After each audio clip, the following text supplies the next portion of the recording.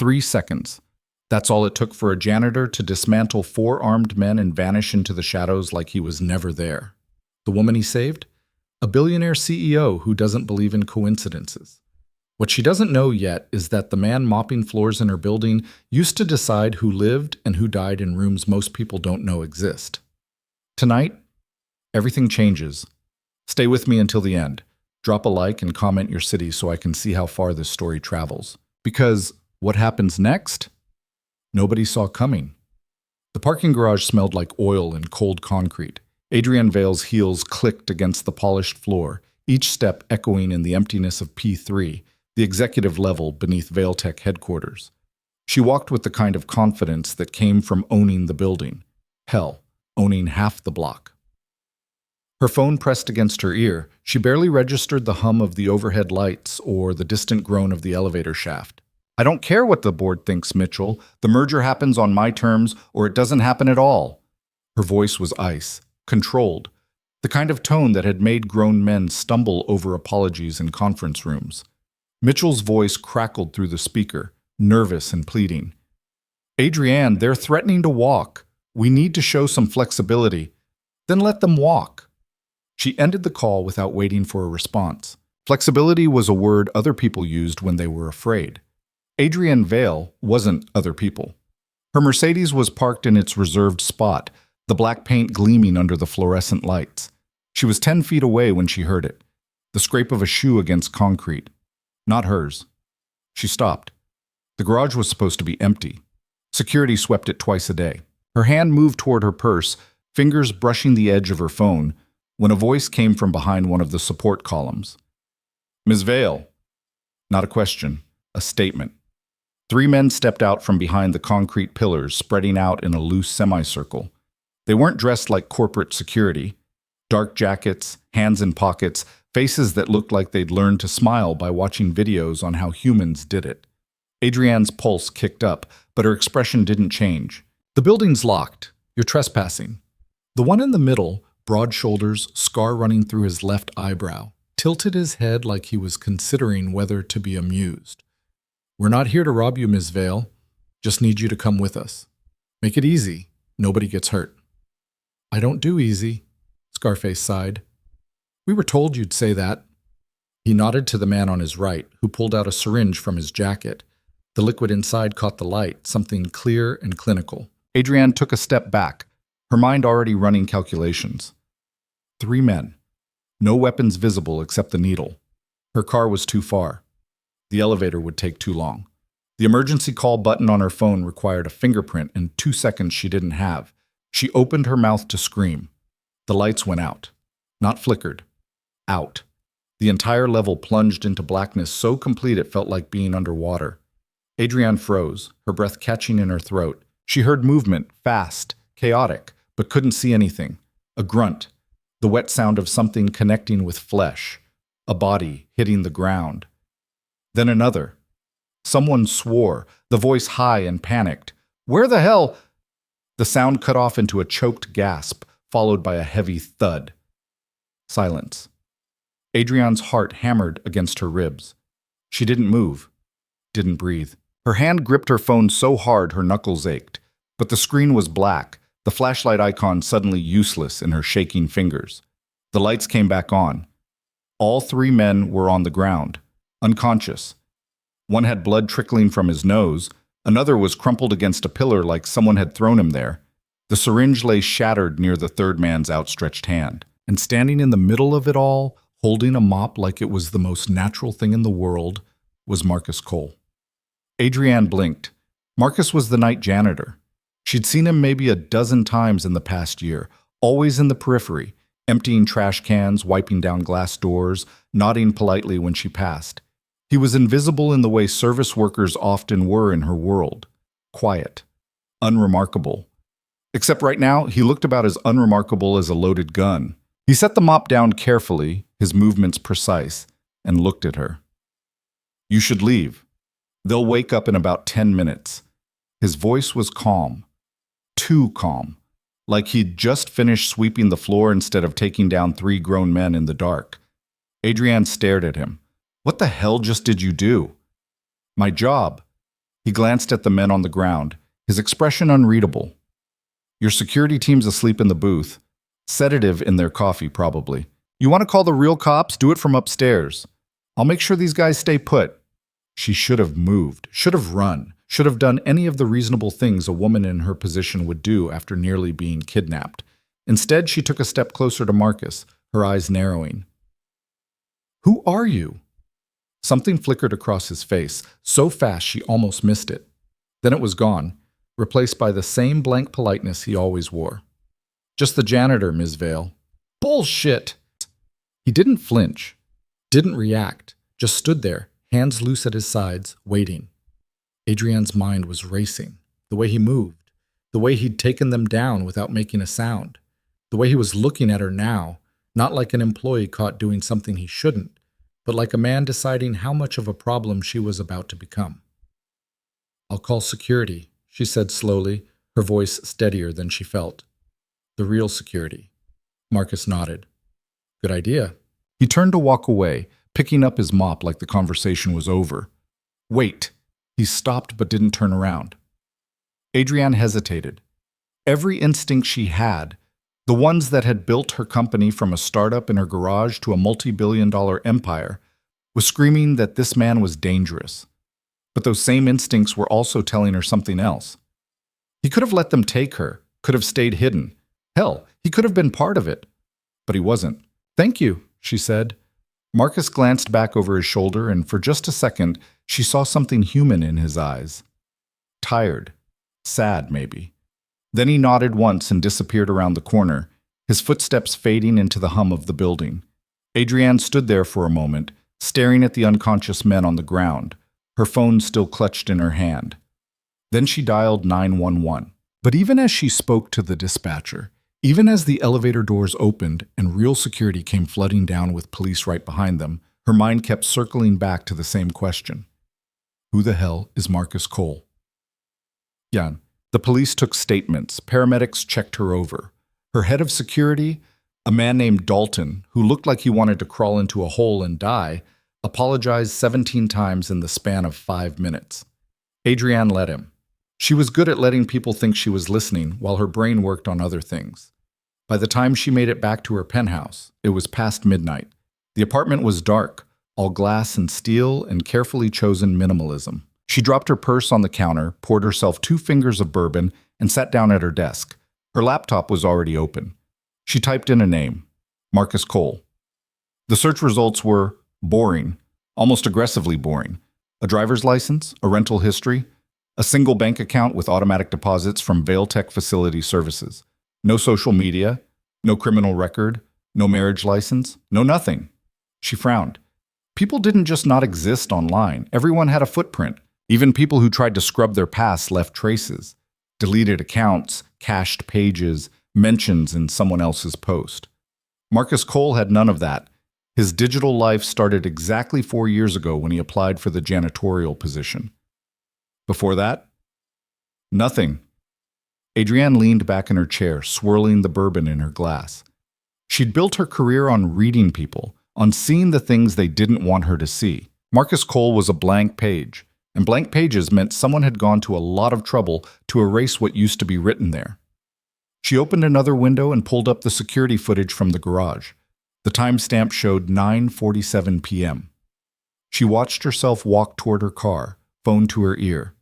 The 3 men appeared right on cue. Then, the feed cut to black. Adrienne's eyes narrowed. She scrubbed backward frame by frame. The lights didn't flicker. They just stopped, like someone had thrown a switch. And when they came back on, Marcus was already standing there, the men already down. She ran the footage again and again. However he'd done it in less than 3 seconds. Adrienne set down her glass and picked up her phone.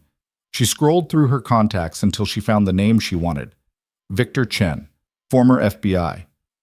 Now ran private security for people who could afford to ask questions the government couldn't. They'd worked together once, years ago, when a competitor had tried to hack her servers. Victor didn't ask unnecessary questions, and he didn't overcharge. Much. The line rang twice before he picked up. Adrienne, it's late. I need a background check. On who? Someone who doesn't want to be found. There was a pause. She could hear the click of a keyboard in the background. Victor never stopped working. Name? Marcus Cole. Janitor at my building. I'm sending you everything I have, which isn't much. Let me guess. Almost nothing online, history starts a few years ago, looks clean but too clean. Exactly. Victor hummed thoughtfully.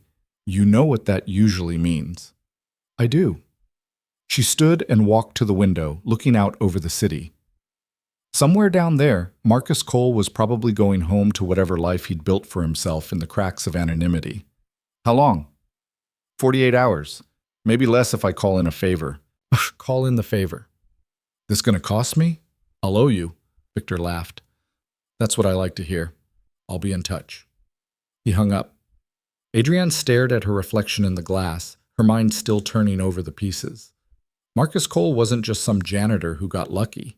Men like that didn't exist, and men who moved like he did, fast, efficient, lethal, came from worlds she'd only ever seen in movies. Whatever he was hiding, she was going to find it. Marcus Cole lived in a duplex on the east side of the city, the kind of neighborhood where people still knew their neighbors' names and kids played street hockey until the sun went down. It wasn't fancy. The paint on the porch was peeling in places, and the lawn had more dandelions than grass. But it was his. He parked his beat-up Toyota in the driveway and sat there for a moment, hands still on the wheel, letting the adrenaline bleed out of his system. His knuckles ached. He'd pulled the last punch, hadn't wanted to kill anyone in front of her, but his body still remembered the old rhythms. Muscle memory didn't forget, even when you wanted it to.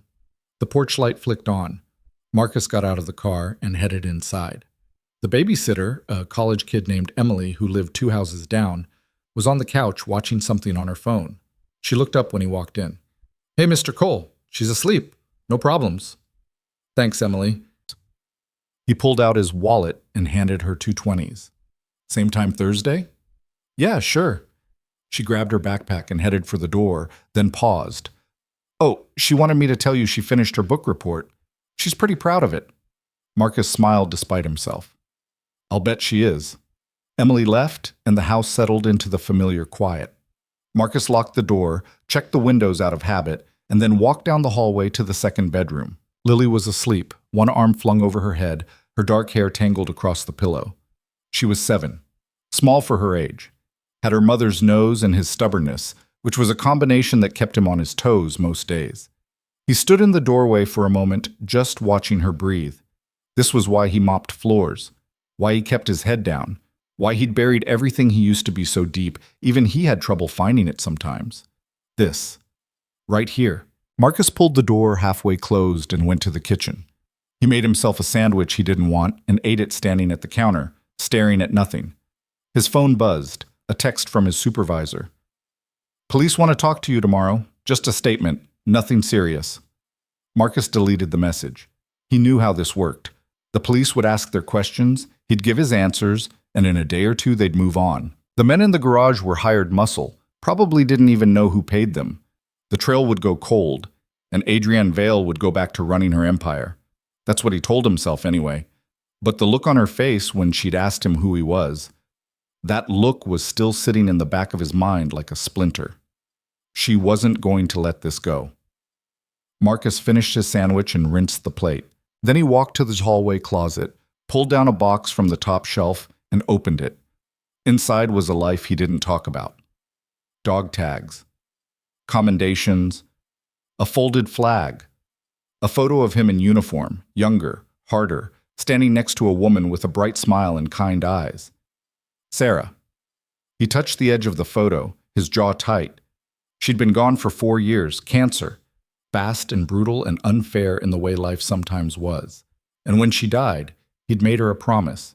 Keep Lily safe. Give her a normal life. That meant no more missions, no more calls in the middle of the night, no more becoming someone else to do things most people couldn't stomach. He'd walked away from all of it. But tonight, for just a few seconds, he'd stepped back in. Marcus closed the box and put it back on the shelf. Then he went to bed and stared at the ceiling, knowing he wouldn't sleep. Adrienne got the call 2 days later. Victor didn't bother with pleasantries. You sitting down? She was in her office reviewing contracts, but she closed her laptop and leaned back in her chair. Talk. Marcus Cole isn't his real name. I mean, it is now, legally changed 4 years ago, but before that he was Marcus Donovan, Staff Sergeant, 75th Ranger Regiment. 3 tours in Afghanistan, 2 in Iraq. After that, he went dark. Literally. No records for 6 years. My source says he was recruited into a joint task force, the kind that doesn't have a name. Adrienne's pulse quickened. What kind of task force? The kind that handles problems governments don't want to admit they have. Hostage extractions, asset recovery, targeted eliminations. He was one of their best. Then his wife got sick and he walked away. Requested discharge, moved to the city, changed his name, and became a ghost. A ghost who mops floors. A ghost who wants to disappear, Victor corrected. This guy's not hiding from the law, Adrienne. He's hiding from himself. She was quiet for a moment, processing. Does he have family? A daughter, 7 years old, Lily. His wife passed 4 years ago. He's raising her on his own. Adrienne felt something shift in her chest. She didn't know what to call it. Anything else? Yeah. Whatever you're thinking of doing, don't. Men like Marcus Donovan don't come back to the world easy. You poke him, he might disappear for real, or worse. Noted. She ended the call and sat there staring at the skyline. Marcus Donovan, a decorated soldier, a single father, a man who'd traded a life of precision violence for night shifts and anonymity, and he'd saved her life without hesitation. Adrienne stood and walked to the window, her reflection staring back at her. She'd spent her entire adult life building walls, around her company, around herself. She didn't do relationships, didn't do vulnerability. The world was full of people who wanted something from her, and she'd learned early that trust was a liability. But Marcus hadn't wanted anything. He'd just acted. She made a decision. It took her an hour to track down his address. Another 10 minutes to have her assistant reschedule her afternoon meetings.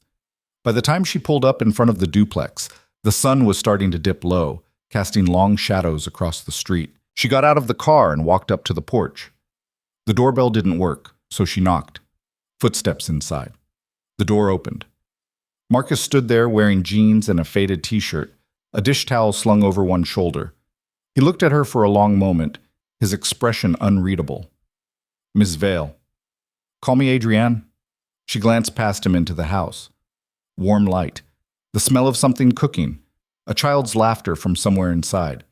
Can we talk? He didn't move. About what? About who you really are. His jaw tightened. For a second she thought he might shut the door in her face. Then he stepped aside. 5 minutes. Adrienne walked in. The inside of the house was nothing like her penthouse. It was small, cluttered in the way homes with kids always were. Shoes by the door, a backpack on the couch, drawings taped to the fridge. Marcus led her to the kitchen and gestured to a chair. She sat. He didn't. You ran a background check, he said. Not a question. I did. And now you're here because you want something. Adrienne met his eyes. I want to offer you a job. He laughed. It wasn't a happy sound. I have a job. Not one that uses your actual skill set. My skill set got left behind a long time ago, Ms. Vale. He leaned against the counter, arms crossed. I'm not interested. You didn't even hear the offer. Don't need to. The answer's no. Adrienne leaned forward, resting her elbows on the table. I run a company worth $8 billion. I have enemies, competitors who'd love to see me fail. People who'd do worse than kidnap me if they thought they could get away with it. I need someone I can trust. Someone who doesn't want my money or my connections. Someone who just does the right thing. Marcus shook his head. Find someone else. There is no one else. Then hire better security. I did. They got drugged. She stood, her voice sharper now. You saved my life, Marcus. I'm trying to say thank you. You already did. This is more than thank you. This is me offering you a way out of mopping floors for minimum wage. His expression darkened. You think I'm ashamed of what I do? I think you're wasting what you are. The words hung in the air. Marcus stared at her, and for a moment, she saw something flicker in his eyes. Anger, maybe, or pain. Then it was gone. You don't know anything about me, he said quietly. I know you were one of the best. I know you walked away. And I know you're lying to yourself if you think you don't miss it. I don't. Liar. He didn't respond. Adrienne sighed. She wasn't used to people saying no to her. It was irritating, but also strangely refreshing. Fine, she said. I'll leave. But if you change your mind, I won't. You know where to find me. She turned to go. Daddy? Adrienne froze. A little girl stood in the doorway, barefoot, wearing pajamas with cartoon cats on them. She had dark eyes and a serious expression that reminded Adrienne of Marcus. Hey, Lilybug. Marcus's voice softened instantly. I thought you were doing homework. I finished. Lily looked at Adrienne, curious but not shy. Who's that? A friend from work, Marcus said. You don't have friends from work. Adrienne bit back a smile. Marcus sighed. Lily, this is Ms. Vale. Ms. Vale, my daughter, Lily. Hi, Lily said. Hi, Adrienne replied. Lily tilted her head. Are you rich? Lily, it's fine. Adrienne crouched down to Lily's level. Yeah, I am. Do you have a big house? Pretty big. Do you have a pool? I do. Lily's eyes went wide. Cool! Marcus cleared his throat. Okay, Bug, go finish your book. I'll be there in a minute. Lily nodded and padded back down the hallway. Adrienne stood, and when she looked at Marcus again, his whole posture had changed. The hard edges were still there, but underneath them was something softer. She's great, Adrienne said. She's everything. And there it was.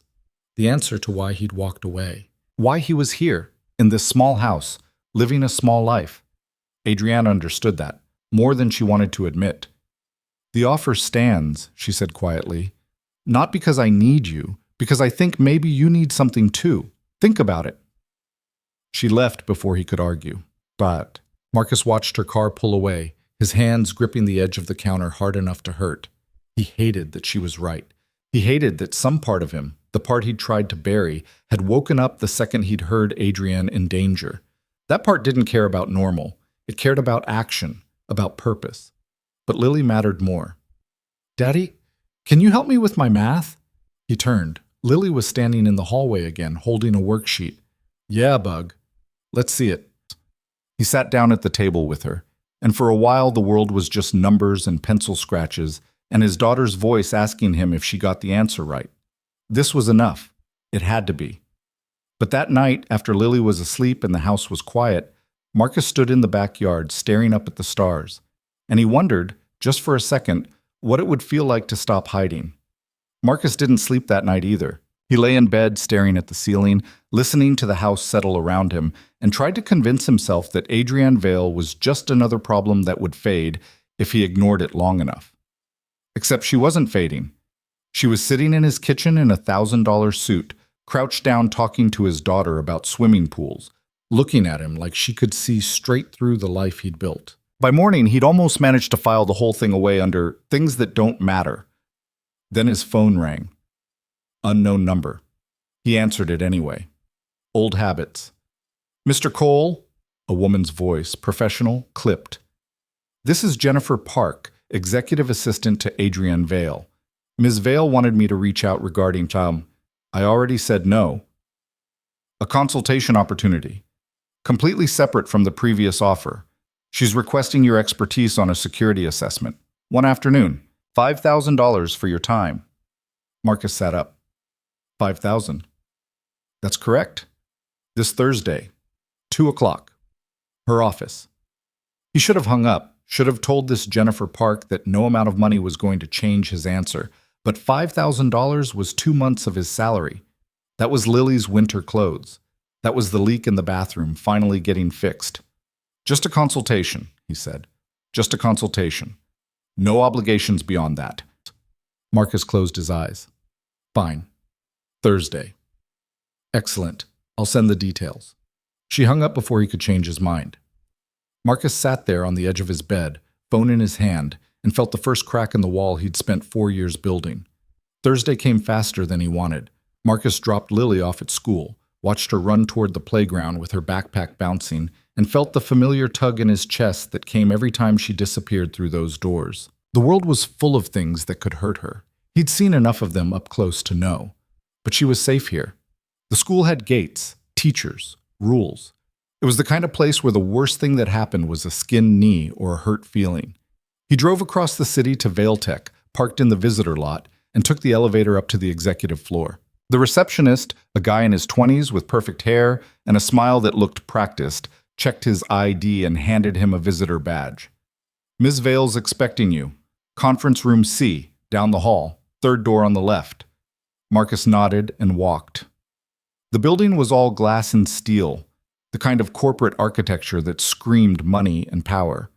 People moved through the hallways with purpose, everyone dressed like they were on their way to close a deal or fire someone. He felt out of place in his jeans and jacket, but he'd stopped caring about fitting in a long time ago. Conference room C had windows overlooking the city. Adrienne was already inside, standing at the head of a long table, talking to a man in a suit who looked like he'd rather be anywhere else. She glanced up when Marcus walked in. "Marcus, thanks for coming." The man in the suit turned. He was maybe 50, graying at the temples, with the kind of face that had forgotten how to smile. "This is the guy?" "This is him," Adrienne said. "Marcus Cole, meet Richard Dalton, head of corporate security." Dalton looked Marcus up and down like he was evaluating a used car. "You're the janitor." "Was," Marcus said. "Right, the one who took down 3 guys in a parking garage." Dalton's tone made it clear what he thought of that story. "Lucky break." Marcus didn't respond. He'd met 100 guys like Dalton, men who thought a title and a paycheck made them dangerous. They were usually the first ones to freeze when things went bad. Adrienne stepped between them. "Richard, why don't you walk Marcus through our current security protocols? I want his assessment." Dalton's jaw tightened, but he nodded. "Fine, follow me." They spent the next 2 hours going through the building. Dalton showed him the access points, the camera coverage, the patrol routes.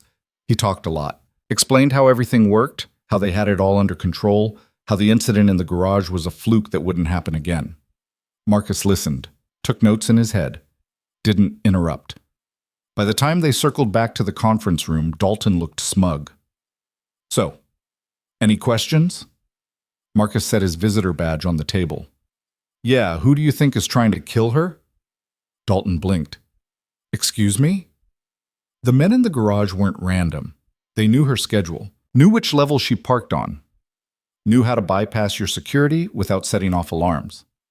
That takes planning, resources. "So who's got a reason to want Adrienne Vale gone?" Dalton's face went red. "We're investigating." "You're investigating nothing. You've got footage of 3 guys who probably dumped their phones and jackets in a river an hour after it happened. You've got no leads and no idea if they're coming back." Marcus leaned against the table. "So I'll ask again. Who wants her dead?" Adrienne, who'd been watching from the corner, spoke up. "We have competitors. People who'd benefit if I wasn't around. But nothing concrete." "Competitors don't usually go straight to kidnapping," Marcus said. "That's personal or desperate."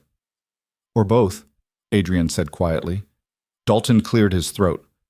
"Look, Mr. Cole, I appreciate your input, but we have professionals handling this."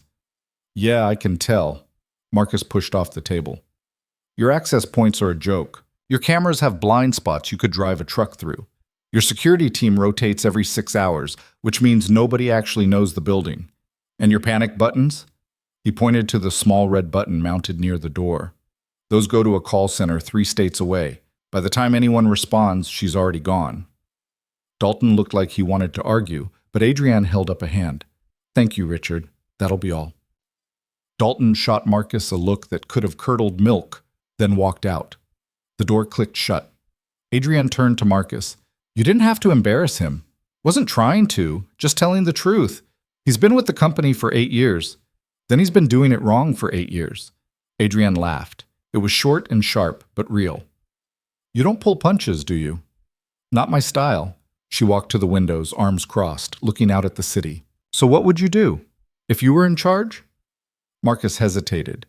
This was the part where he was supposed to give her some polite advice and walk away with his $5,000. But she was asking the right question, and he'd never been good at half answers. "Fire Dalton," he said. "Hire people who actually know what they're doing. Redo your whole system. access, surveillance, response protocols, and stop pretending you're safe just because you own the building. That's a lot of work. Yeah, and expensive. Staying alive usually is. She turned to face him, and for a moment, they just looked at each other. Marcus could see the wheels turning behind her eyes. She was calculating, weighing options, trying to figure out if he was worth the risk. "What if I offered you the job?" she said. "Running security, completely. Your call on everything." "I already told you it. I know what you told me, but that was before you spent 2 hours looking at my security and realizing it's garbage." She stepped closer. "You care, Marcus. Whether you want to or not. I saw it in your face the whole time Dalton was talking. You were already fixing it in your head." He wanted to deny it, wanted to tell her she was wrong, but she wasn't. "I have a daughter," he said finally. "I can't just walk away from her every time you need something." "Then don't. Bring her." Marcus stared. "What?" "Bring her here, after school. We have a daycare on the 3rd floor, full staff, safe. She can do her homework, play with other kids. You'd be in the building. You could check on her whenever you wanted." "That's not—" "It's exactly what you need. Don't pretend it's not." Adrienne's voice softened. "I'm not asking you to be someone you're not, Marcus. I'm asking you to stop pretending you're someone you're not." The words hit harder than he expected. Marcus looked away, his jaw tight. "I need to think about it." "Take your time." She walked to the door, then paused. "The 5,000 is yours either way. Thank you for today." She left. Marcus stood there in the empty conference room, staring at nothing, and felt the crack in his wall widen just a little bit more. He picked Lily up from school that afternoon, and she talked nonstop the whole drive home about a project on butterflies and how her friend Emma had brought in a real chrysalis for show and tell. Marcus listened, made the right noises, and tried not to think about Adrienne's offer. It didn't work. That night, after Lily was asleep, he sat at the kitchen table with a beer he wasn't drinking and stared at his phone. He'd pulled up the photo from the box in the closet, the one of him and Sarah, back when the world still made sense. She would have told him to take the job. Sarah had always been the practical one, the one who saw things clearly when he got stuck in his own head. She would have said something like, "Marcus, you're being an idiot. Take the job. Give Lily a better life. Stop punishing yourself." But Sarah wasn't here, and the idea of stepping back into that world, even a corporate version of it, felt like betraying the promise he'd made to her. His phone buzzed, a text from an unknown number. It was a photo. Lily, sitting in her classroom, smiling at something out of frame. Marcus's blood went cold. Another text came through. "She's beautiful. Be a shame if something happened." He was on his feet before he realized he'd moved. His heart slammed against his ribs, his hand shaking as he dialed the school. It rang and rang and rang. No answer. It was after hours. He called Emily, the babysitter. "Is Lily with you?" "What? No, I thought—" He hung up and ran to Lily's room. Threw open the door. She was there. Asleep. Safe. Marcus stood in the doorway, breathing hard, his whole body flooded with adrenaline and relief and rage. He looked at his phone again. The photo had metadata. Taken today. 2:47 p.m. Right after he left the school, someone had been watching her. He called Adrienne. She answered on the second ring. "Marcus? I need you to check your security footage, today. The elementary school on Maple and 5th, between 2 and 3 p.m. "Why? What happened?" "Someone sent me a photo of my daughter. I need to know who." There was a pause. Then, "I'll call you back in 10 minutes. She hung up. Marcus paced the hallway, checking on Lily every 30 seconds, his mind running through scenarios. This wasn't random. Someone knew who he was, knew about Lily, knew he'd been at Vailtech. This was a message. His phone rang. "I've got footage," Adrienne said. A man, mid-30s, ball cap, sunglasses, stood across the street from the school for about 20 minutes, then left. "We ran facial recognition, but the angle's bad. I'm sending it to a contact who might be able to clean it up. Who knows I was at your office today?" "Me. Jennifer. Richard Dalton. Maybe a few others who saw you in the building." Her voice was tight. "Marcus, if this is connected to what happened in the garage, it is. Then we need to move fast. Whoever this is, they're escalating. Marcus closed his eyes. He'd spent 4 years keeping Lily out of this world. 4 years building a life where she didn't have to know what her father used to do. And now someone had put a target on her back just to get to him, or to get to Adrienne. "I'm taking the job," he said. "What?" "Your offer. I'm taking it, but on one condition." "Name it." "I find whoever did this, and when I do, you let me handle it my way." Adrienne was quiet for a moment, then, "Okay." "Okay? You want them gone. So do I. Just don't make me an accessory to murder." Marcus almost smiled. "I'll try." "Good enough. I'm sending a car to your house. Pack a bag for you and Lily. You're staying at my place until we figure this out." "I don't need—" "Yes, you do. My building has actual security. Cameras that work. Guards who aren't asleep. You want to keep her safe? Let me help." He hated that she was right. Again. "Fine. One night. We'll see." She hung up. Marcus stood there for a moment, then walked back into Lily's room. She was still asleep, one arm flung over her stuffed rabbit, completely unaware that the world had just tilted sideways. He sat on the edge of her bed and watched her breathe. "I'm sorry, Bug," he whispered. "I thought I could keep you out of this." But the truth was, he'd been lying to himself. You didn't just walk away from the life he'd lived. It followed you, waited. And the second you let your guard down, it came back with teeth. The car arrived 20 minutes later. Black SUV, tinted windows, driver who didn't ask questions. Marcus woke Lily gently, told her they were going on an adventure, and she was too sleepy to argue. She clutched her rabbit and dozed against his shoulder the whole ride. Adrienne's building was downtown, all glass and steel, and the kind of security that made Vailtech look like a convenience store. The driver took them up to the penthouse level, and Adrienne was waiting when the elevator doors opened. She looked different. No suit, just jeans and a sweater, her hair pulled back, more human somehow. "Hey," she said softly, looking at Lily. "She okay?" "Sleeping." Marcus carried her inside. The apartment was massive, floor-to-ceiling windows, minimalist furniture, the kind of place that belonged in a magazine. "Where do I put her?" "Guest room, this way." She led him down a hallway to a bedroom that was bigger than his entire living room. Marcus set Lily down on the bed, pulled the blanket over her, and stepped back. Adrienne stood in the doorway watching. "She looks like you." "Yeah. You're a good dad, Marcus." He didn't know what to say to that, so he didn't say anything. They went back to the main room. Adrienne poured 2 glasses of bourbon and handed him one. "Victor Chen called me. He cleaned up the footage." "And?" "The guy at the school, his name is Eric Voss, former military. Dishonorably discharged 3 years ago for conduct violations. Since then, he's been doing freelance work, muscle for hire." Marcus took a drink. "Who hired him?" "We don't know yet, but Victor's working on it." She sat down on the couch, legs tucked under her. "You think this is about me or you?" "Both, probably. Someone wants to send a message, scare you, remind me what I used to be." He set the glass down. "Or they're trying to flush me out." "Why?" "Because I'm a loose end. I walked away from people who don't like loose ends." Adrienne frowned. "The task force you were part of. You think they're involved?" "No, they don't operate like this. Too messy." He rubbed his face.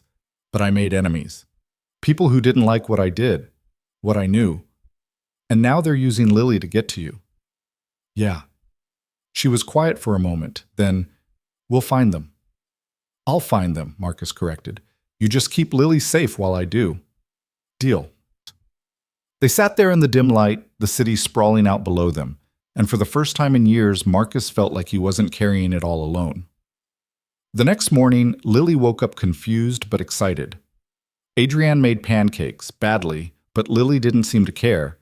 And by the time Marcus got her dressed and ready for school, she was chattering about how cool it was to sleep in a castle. Adrienne drove them to the school herself, in a car that probably cost more than Marcus's house. She walked Lily to the gate, crouched down, and said something that made Lily giggle. Then she stood and watched until Lily disappeared inside. "You're good with her," Marcus said. "I don't know anything about kids." "Could have fooled me," Adrienne shrugged. "I like her. She's honest. Most people I deal with aren't." They drove back to Vailtech in silence. When they got to her office, Victor Chen was already waiting. He was a compact guy, mid-40s, with sharp eyes and the kind of calm that came from seeing too much. He shook Marcus's hand. Heard a lot about you. Same. Victor pulled out a tablet and set it on the desk. Eric Voss has been busy. Bank records show payments from a shell company based in the Caymans. Took some digging, but I traced it back to a name you're going to recognize. He turned the tablet around. Marcus looked at the screen and felt his stomach drop. The name staring back at him was James Callahan. Adrian frowned. Who's James Callahan? Marcus didn't answer right away. He was too busy trying to keep his expression neutral, trying to shove down the surge of anger and old grief that came with that name. Marcus, Adrian's voice was sharp now. He's someone I used to work with, Marcus said finally. Someone I trusted. And now? Now he's trying to kill you, and using my daughter to do it. Victor closed the tablet. Callahan went off the grid 2 years ago. Word is he's been running private contracts. Wet work, mostly. High-dollar clients who want problems to disappear. So someone hired him to take out Adrian, Marcus said. And when I got in the way, he decided to make it personal. Adrian leaned back in her chair. Can you find him? Marcus met her eyes. Yeah. How long? Couple days, maybe less. And when you do? He didn't answer. Didn't need to. Victor stood. I'll keep digging. See if I can find out who hired him. In the meantime, you two should stay off the grid. Callahan's good. He'll be watching. After Victor left, Adrian looked at Marcus. You okay? No. Want to talk about it? Not really. She nodded. Okay. But when you're ready to go after him, I'm coming with you. Marcus almost laughed. The hell you are. It's my life he's trying to end, Marcus. I'm not sitting on the sidelines. You'll get yourself killed. Maybe. But it's my choice. She stood and walked to the window. I've spent my whole life letting other people make decisions for me. Investors, boards, advisors. I'm done with that. This isn't a boardroom. I know. She turned to face him. That's why I need you. To teach me. To trust me. Marcus stared at her. She meant it. Every word. He sighed. This is a bad idea. Probably. You're stubborn. So are you. He couldn't argue with that. Over the next 2 days, Marcus worked. He reached out to old contacts, pulled in favors he'd been saving for emergencies, and slowly started to build a picture of where Callahan might be. Adrienne stayed close, asking questions, learning.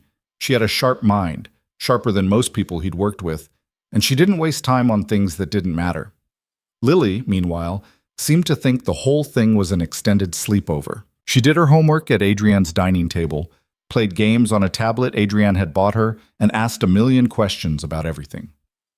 Adrienne answered them all with a patience Marcus didn't know she had. One night, after Lily was asleep, Marcus found Adrienne sitting on the balcony, staring out at the city. He sat down next to her. You don't have to do this, you know. Do what? All of it. Letting us stay here, helping with Lily, putting yourself in danger. She was quiet for a moment. Then, I've never had anyone depend on me before. Not like this. It's strange. Strange good or strange bad? I don't know yet.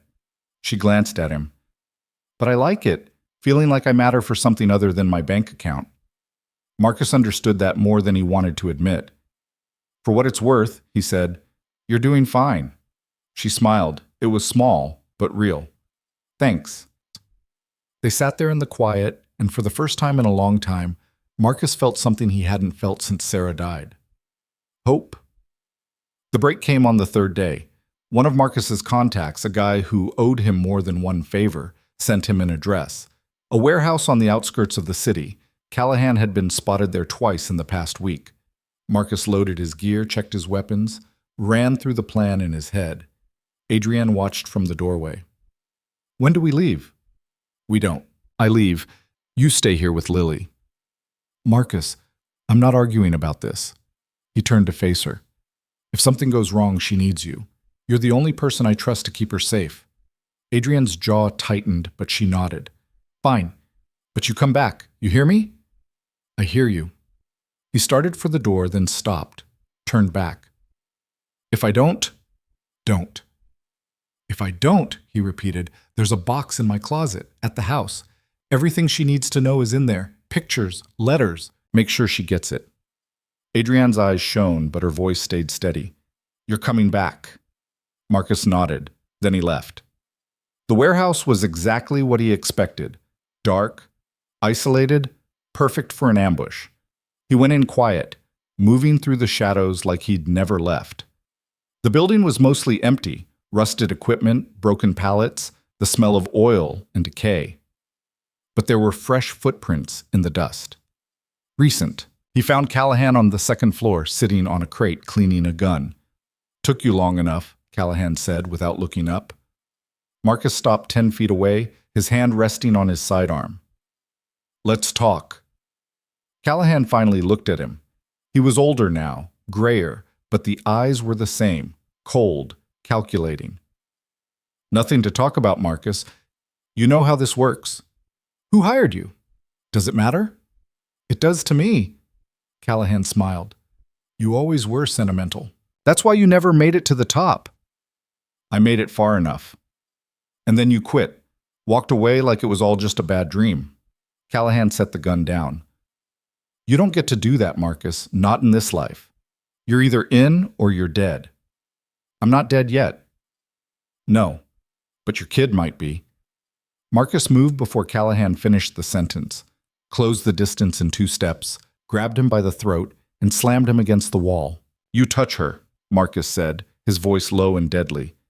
And I will end you, slowly.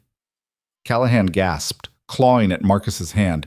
She's already gone. Marcus's blood turned to ice. He dropped Callahan and pulled out his phone, called Adrienne. No answer. He called again, still nothing. Callahan laughed, wheezing. Told you, you should have stayed retired. Marcus hit him, once, hard enough to knock him out cold. Then he ran. The drive back to Adrienne's building took 12 minutes. Marcus made it in 7. He ditched the car in the fire lane, didn't bother locking it, and hit the lobby at a dead run. The security guard at the desk looked up, startled, but Marcus was already past him, slamming through the door to the stairwell because the elevator would take too long. His boots hammered against the concrete steps, his breath coming hard, and his mind was screaming the same thing over and over. Not Lily, not her, anyone but her. He reached the penthouse level and kicked open the door. The hallway was empty, quiet, too quiet. The apartment door was ajar. Marcus pulled his gun and went in low, sweeping left, then right, every nerve in his body wired and ready. The living room was trashed, furniture overturned, a lamp shattered on the floor. Blood on the wall, not much, just a smear, like someone had braced themselves after getting hit. Adrienne! His voice cracked. Lily! Nothing. He moved through the apartment, clearing rooms the way he'd been trained, but his hands were shaking and his heart was trying to punch through his chest. The guest room where Lily had been sleeping was empty. Bed still made, her stuffed rabbit on the pillow. He found Adrienne in the hallway near the kitchen. She was on the floor, leaning against the wall, one hand pressed to her side. Her face was pale, her breathing shallow. Blood seeped between her fingers. Marcus dropped to his knees beside her. Where is she? Adrienne's eyes fluttered open. They took her. How many? 3. Maybe 4. I don't... She winced, her jaw clenching. I tried to stop them. Marcus pulled her hand away and looked at the wound. A knife, probably. Deep enough to bleed bad, but not fatal if he moved fast. He yanked off his jacket, pressed it against her side. Hold this. Press hard. Marcus, you need to go. Shut up. He pulled out his phone and dialed 911, then put it on speaker and set it on the floor. When the operator answered, he gave the address and said there was a stabbing victim. Then he hung up before they could ask questions. Adrienne grabbed his wrist, her grip weak but desperate. They said if you come after them, they'll kill her. They're going to kill her anyway. Marcus stood. How long ago? 5 minutes, maybe less. 5 minutes. They had a head start, but not much of one. If they were smart, they'd ditch the building fast, get her into a vehicle, disappear into the city. But if they were working for Callahan, and they had to be, they'd want to make sure Marcus knew where to find them. This wasn't about the money or Adrienne anymore. This was about making him suffer. Which way did they go? He asked. Service elevator, back exit. Marcus moved to the window and looked down. 18 floors below, a black van was pulling out of the alley behind the building. No plates, tinted windows. He memorized the make and model, then turned back to Adrian. Stay here. Paramedics are coming. Marcus, I'm getting her back. He didn't wait for an answer. He ran. The stairwell again, this time going down, taking 3 steps at a time and using the railings to swing himself around corners. His knees screamed in protest, but he didn't slow. Couldn't. Every second he wasted was another second Lily was scared and alone with people who didn't care if she lived or died. He hit the ground floor and burst out the back exit into the alley. The van was gone, but the smell of exhaust still hung in the air. Fresh. Marcus pulled out his phone and called Victor Chen. Yeah? Victor sounded distracted, like Marcus had interrupted something. I need a trace. Black van, no plates. Left the alley behind Adrian's building 2 minutes ago. Heading east. What happened? They took Lily. Victor's tone changed instantly. I'm on it. Give me 30 seconds. Marcus stood in the alley, his chest heaving, his mind running scenarios. Callahan was good, but he was also predictable. He liked control. Liked making people come to him on his terms, which meant he wouldn't go far. Somewhere he could set the trap, somewhere with exits and sightlines and room to maneuver. Victor came back on the line. Got it. Traffic cams picked up the van on 5th Avenue. They're heading toward the industrial district. Send me the coordinates. Already done. Marcus, you can't go in alone. Let me call. No cops, no backup, just me. That's suicide. Then it's suicide. Marcus ended the call and started running again. He hotwired a car parked 2 blocks over, a beat-up sedan that looked like it had seen better decades, and drove. The coordinates Victor sent led to a part of the city Marcus knew too well. Old factories, abandoned warehouses, the kind of place where people disappeared and nobody asked questions. The van was parked outside a building that used to be a meat processing plant. The windows were boarded up, the walls covered in graffiti. Perfect. Marcus parked a block away and approached on foot. He had his sidearm, a knife, and nothing resembling a plan. Just rage and fear and the cold, sharp focus that came from years of doing things most people couldn't stomach. He circled the building, looking for points of entry. The front door was chained shut, but there was a loading dock around the side with a busted lock.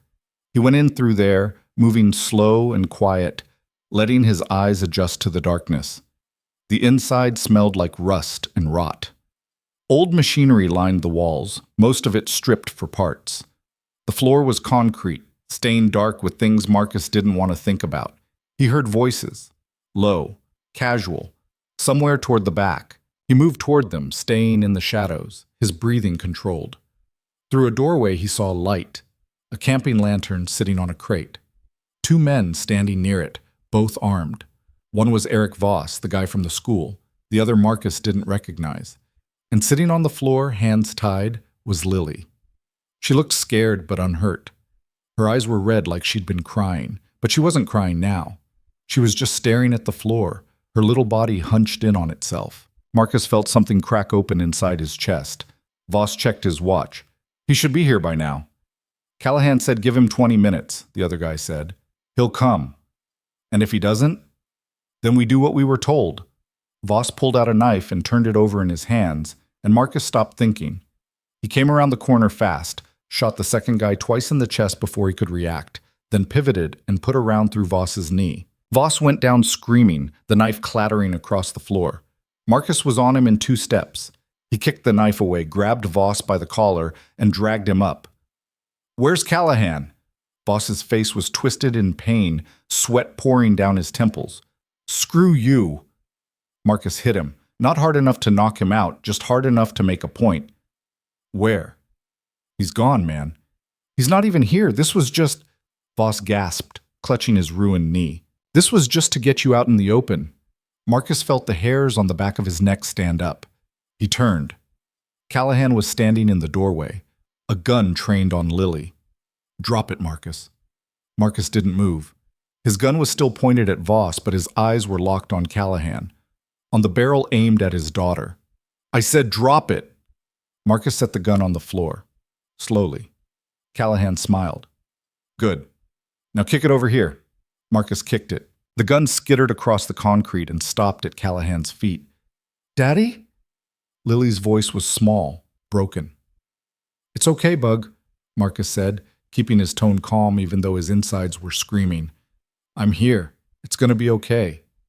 Callahan laughed. You really believe that? What do you want? What do I want? Callahan stepped closer, keeping the gun on Lily. I want you to understand what it feels like, to lose everything, the way I did. Marcus frowned. What are you talking about? Syria, 4 years ago. You remember that job? Marcus did. A hostage extraction. High-value target. They'd gotten the guy out, but the intel had been bad. The building they'd hit had civilians in it. Women. Children. That wasn't on me, Marcus said. Wasn't it? You were the one calling the shots. You gave the green light. The intel said it was clear. The intel was wrong, and my sister was in that building. Callahan's voice cracked just a little. She was visiting friends. Wrong place, wrong time. And you killed her. Marcus felt the floor drop out from under him. He'd known there were casualties, had carried that weight every day since. But he hadn't known names, hadn't known faces. I'm sorry, he said, and meant it. Sorry doesn't bring her back. Callahan cocked the gun. But watching you lose your daughter, that might come close. Wait. Marcus took a step forward, hands raised. You want me to suffer? Fine. Take me. Let her go. She's 7 years old. She hasn't done anything. Neither had my sister. Then make me pay. Not her. Callahan hesitated, and for just a second, Marcus saw something human in his eyes. Grief. Pain. The same things Marcus had been carrying since Sarah died. Please, Marcus said quietly. I know what you lost. I've lost it too. But this doesn't fix it. It just makes more bodies. Callahan's hand shook. The gun wavered, and then the shot rang out. For a frozen moment, Marcus thought it was over, thought he'd just watched his daughter die. But Callahan stumbled, his gun dropping, his hand going to his shoulder where blood was already spreading across his shirt. Adrienne stood in the doorway, a gun in her hands, her face white as paper. You should have stayed down, Callahan hissed, reaching for his weapon. Marcus moved. He closed the distance between them in a heartbeat, grabbed Callahan's gun, and put him on the ground. Hard. Callahan groaned, tried to fight back, but Marcus drove a knee into his chest and pressed the barrel of the gun against his forehead. Give me a reason, Marcus said. Callahan stared up at him, breathing hard. Do it. You know you want to. Marcus did want to. Every cell in his body was screaming for it. But he looked over at Lily, still sitting there, still watching, and he knew he couldn't, not in front of her. He stood, keeping the gun trained on Callahan. Victor, now. Adrienne was already on her phone. Marcus crossed to Lily and cut the ropes around her wrists. She threw her arms around his neck and started sobbing, and Marcus held her so tight he was afraid he might break her. But he didn't let go. You're okay, he whispered into her hair. I've got you. You're okay. Behind them, Adrienne sagged against the doorframe, the gun slipping from her fingers. Marcus saw the blood soaking through her shirt where the makeshift bandage had come loose. Someone want to tell me why you're not in an ambulance? He said. Couldn't let you do this alone, Adrienne said, her voice weak. You got shot. Stabbed, actually, and I'm fine. You look like you're about to pass out. Probably. She slid down the wall until she was sitting. But I wasn't going to let you die because I stayed home. Marcus shook his head, but something in his chest loosened just a little. You're insane. So are you. Sirens wailed in the distance, getting closer. Victor must have called them, despite what Marcus said. He didn't care. It was over. Lily was safe. Callahan was down. The rest was just cleanup. He sat on the floor with Lily in his lap and waited. The cops came first, then the paramedics. They tried to take Lily from him, but she wouldn't let go, so they checked her over while Marcus held her. Bruises on her wrists from the ropes. Scared but not hurt. The paramedics said she'd be okay, and Marcus felt something inside him finally unclench. They loaded Adrienne onto a stretcher. She tried to argue, said she could walk, but the blood loss had caught up with her and she couldn't stand without wobbling. Marcus watched them wheel her toward the ambulance. Wait, he called. They stopped. Marcus walked over, still carrying Lily, and looked down at Adrienne. Her eyes were half closed, her skin gray. "Thank you," he said. She managed to smile. "You already thanked me. That was before you saved my life. Again. Guess we're even." "Not even close." The paramedics loaded her into the ambulance and drove off. Marcus stood there watching the lights disappear, Lily's head resting on his shoulder. "Is she going to be okay?" Lily asked, her voice muffled against his jacket. "Yeah, Bug. She's tough. I like her." "Me too." A cop approached, a detective with tired eyes and a notepad.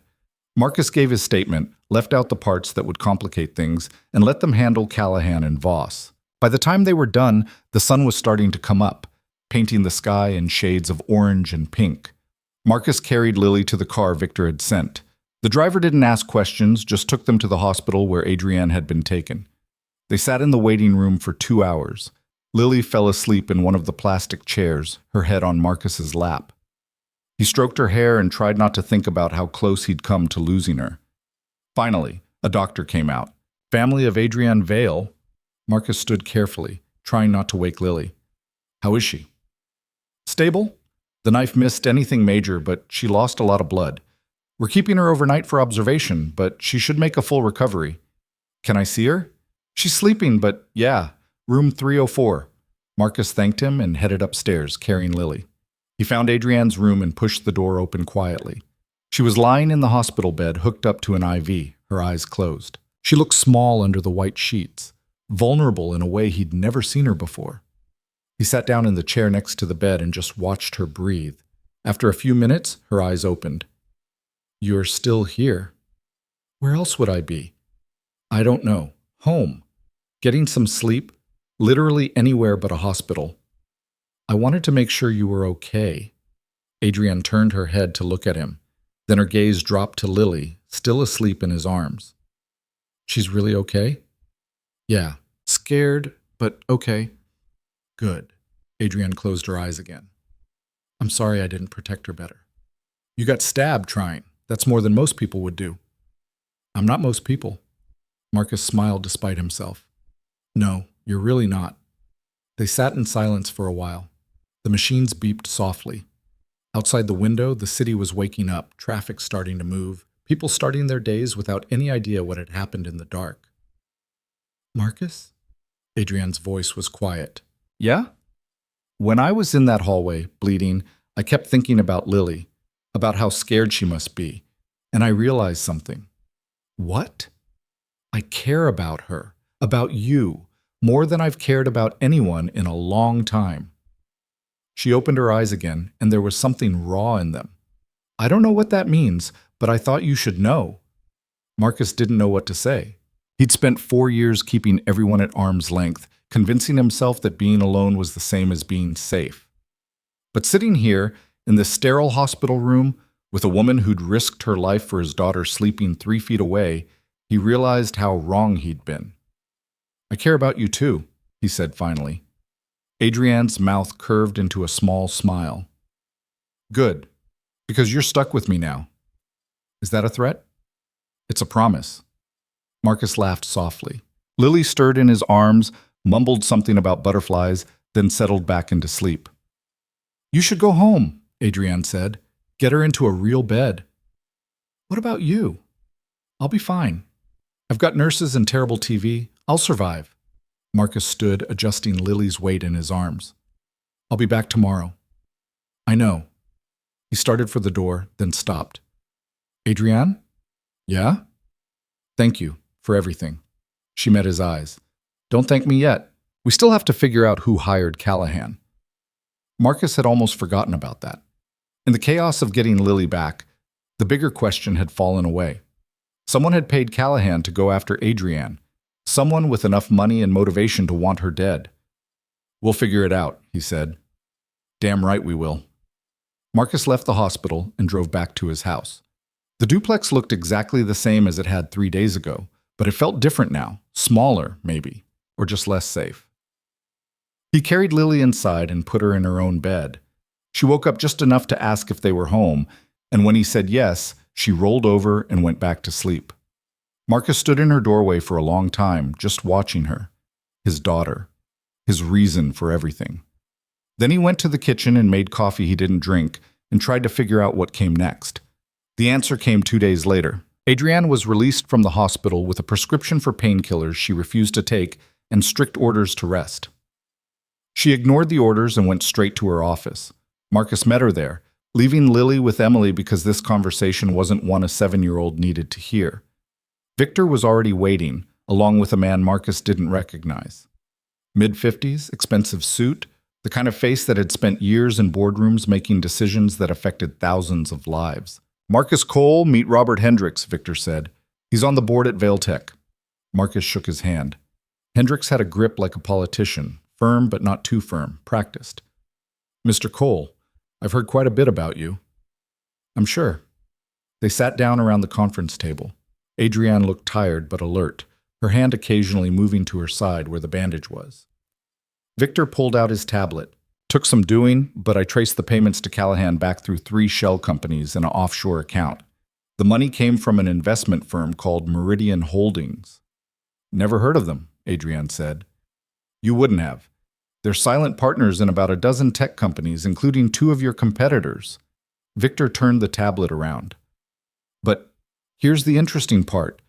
Meridian Holdings is majority owned by one person, Lawrence Trent. Adrienne went very still. Larry Trent? You know him? Marcus asked. He's my ex-husband. The room went quiet. Hendricks cleared his throat. Adrienne, are you certain? Larry's been out of the picture for years. Doesn't mean he's gone, Adrienne said, her voice hard. We divorced 5 years ago. Messy split. He wanted half the company. I told him to go to hell. And he's been holding a grudge ever since, Victor said. From what I can tell, he's been shorting Vailtech stock for the past 18 months. If something happened to you and the company tanked, he'd make a fortune. Marcus leaned back in his chair. So he hired Callahan to take you out and make it look random. Except it wasn't random, Adrienne said. And now he knows we're onto him. Which means he'll either disappear or double down, Marcus said. Victor nodded. My money's on double down. Guys like Trent don't walk away from this much potential profit. Adrienne stood and walked to the window, her arms crossed. Marcus could see the wheels turning behind her eyes. She was running scenarios, calculating risks, figuring out her next move. We need proof, she said finally. Something concrete that ties him to Callahan. Otherwise, it's just speculation. I might be able to help with that, Hendricks said. Larry still has connections in the industry, people who owe him favors. If I can get one of them to talk, do it, Adrienne said. And Victor, I want eyes on Trent. Where he goes, who he talks to, what he's planning. Already on it, Adrienne turned to Marcus. And you? I'll make sure he doesn't get another shot at you. She smiled, but it didn't reach her eyes. I was hoping you'd say that.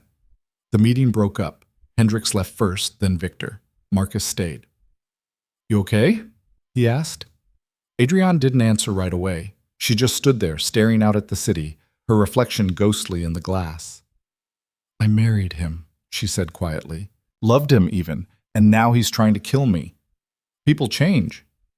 Do they? Or do we just stop seeing who they really are? Marcus didn't have an answer for that. Adrienne turned to face him. You ever regret it? Walking away from your old life? Every day. But you still did it. Yeah. Why? Marcus thought about Sarah, about the promise he'd made, about Lily growing up without knowing what her father used to be.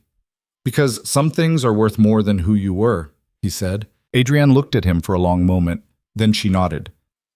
I think I'm starting to understand that. They left the office together. Marcus drove Adrienne back to her apartment. She'd insisted on going home despite the doctor's orders, and walked her upstairs.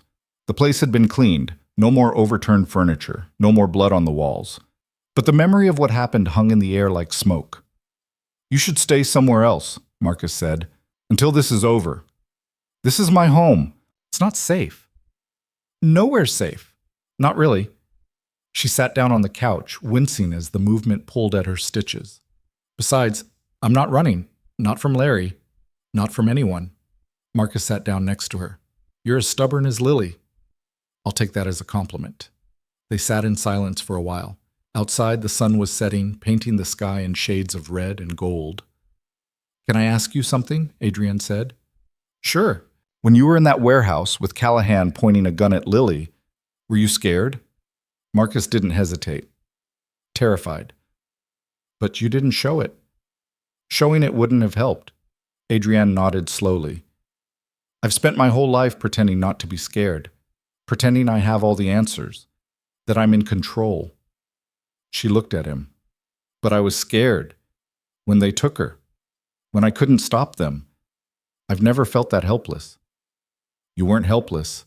You came after us. You saved my life. Barely. I could barely stand. But you did it anyway. Marcus turned to face her. That's not helpless. That's brave.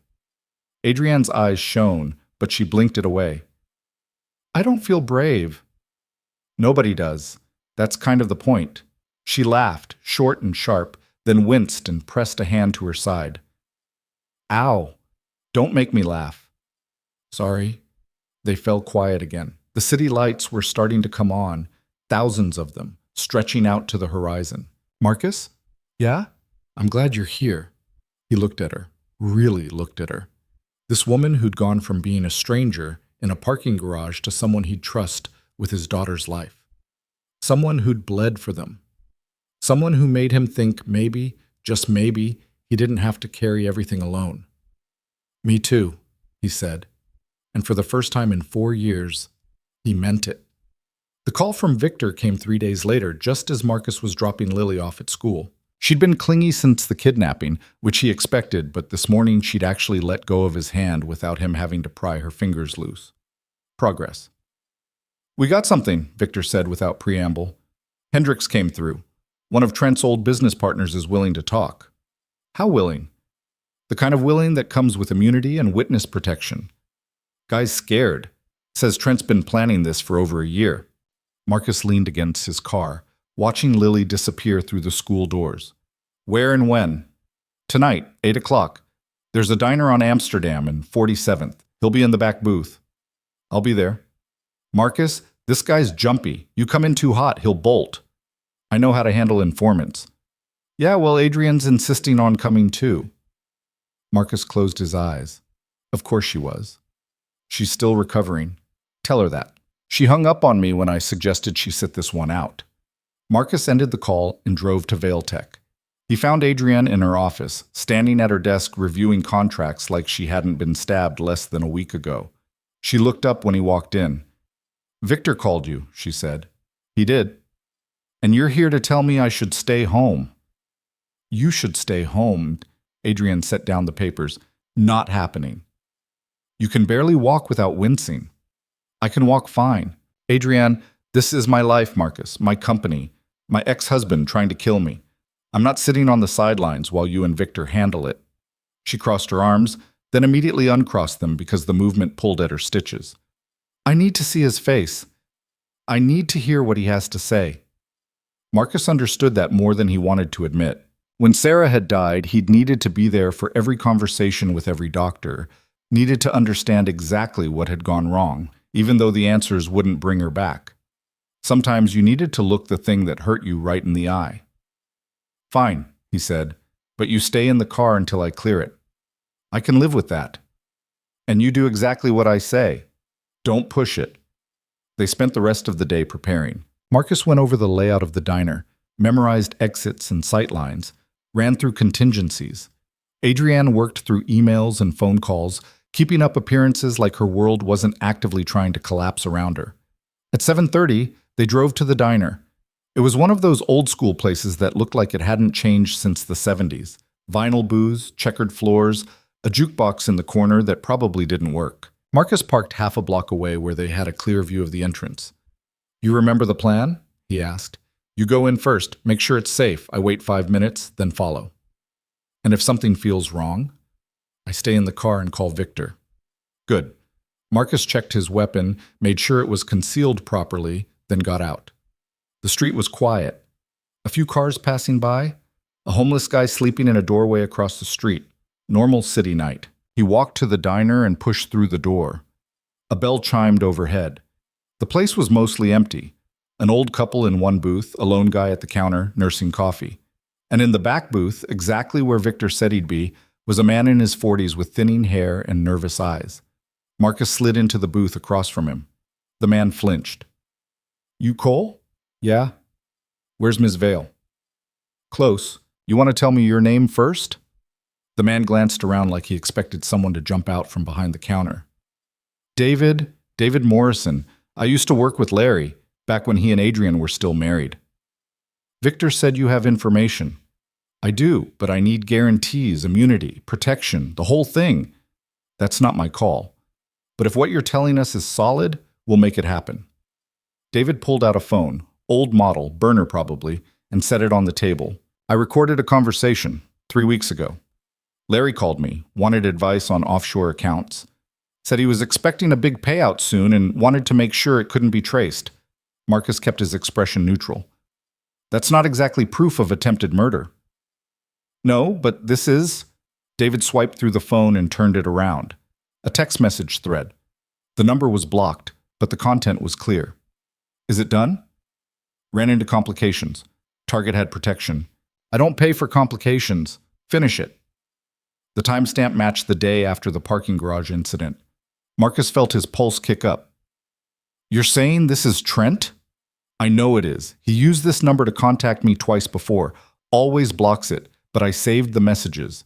He's not as careful as he thinks." "Why are you coming forward now?" David's hands shook as he put the phone back in his pocket. "Because I've known Larry for 20 years. I watched him and Adrian build that company together. And when she kicked him out, I thought he'd move on, find another project. But he didn't. He got bitter. Started talking about how she'd stolen everything from him, how she deserved what was coming." David met Marcus's eyes. "I didn't think he'd actually try to kill her. But after I saw the news about the kidnapping, about that janitor who saved her, I realized he was serious, and I couldn't just sit on this." Marcus studied him. David looked genuinely scared, sweat on his forehead, hands fidgeting. Either he was a fantastic actor or he was telling the truth. "You got anything else?" "Financial records, emails. Enough to prove he's been funneling money through shell companies for months. It's all on here." He patted his pocket where the phone was. "But I want that immunity in writing before I hand it over." "Fair enough." Marcus pulled out his own phone and texted Victor. Then he looked back at David. "Sit tight. We're going to get you somewhere safe." The bell over the door chimed. Marcus looked up and felt his stomach drop. Adrian was walking in. Early. She wasn't supposed to be here yet. He started to stand to wave her off, but she was already moving toward the booth, her eyes locked on David Morrison. "You," she said, her voice cold. "You were at our wedding." David went pale. "Adrian, You stood up at the reception and gave a toast about loyalty, about friendship, about how Larry was the luckiest man alive." She slid into the booth next to Marcus, her movements stiff.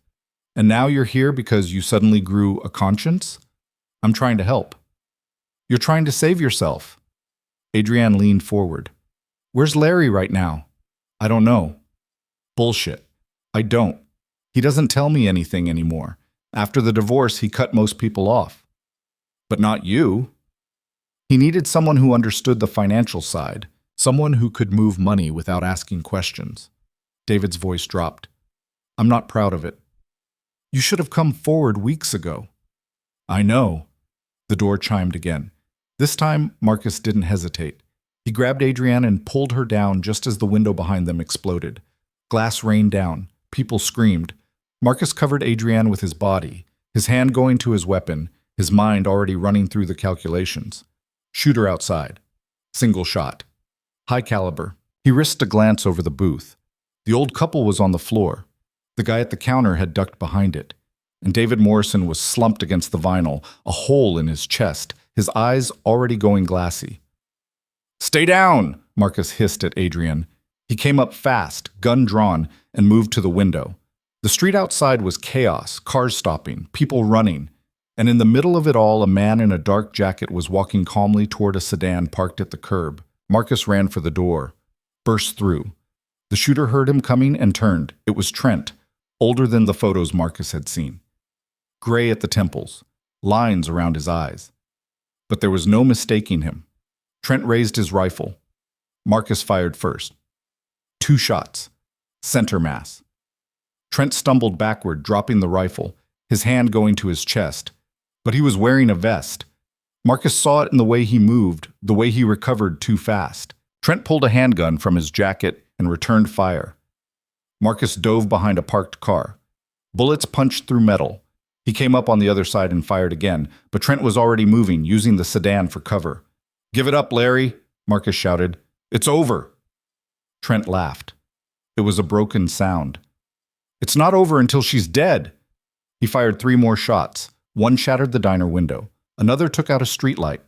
The third went wide. Marcus moved, flanking left, trying to get an angle. But Trent was already in the car. The engine roared to life. Marcus aimed for the tires. Got one. The sedan lurched, the rim scraping pavement, but Trent didn't stop.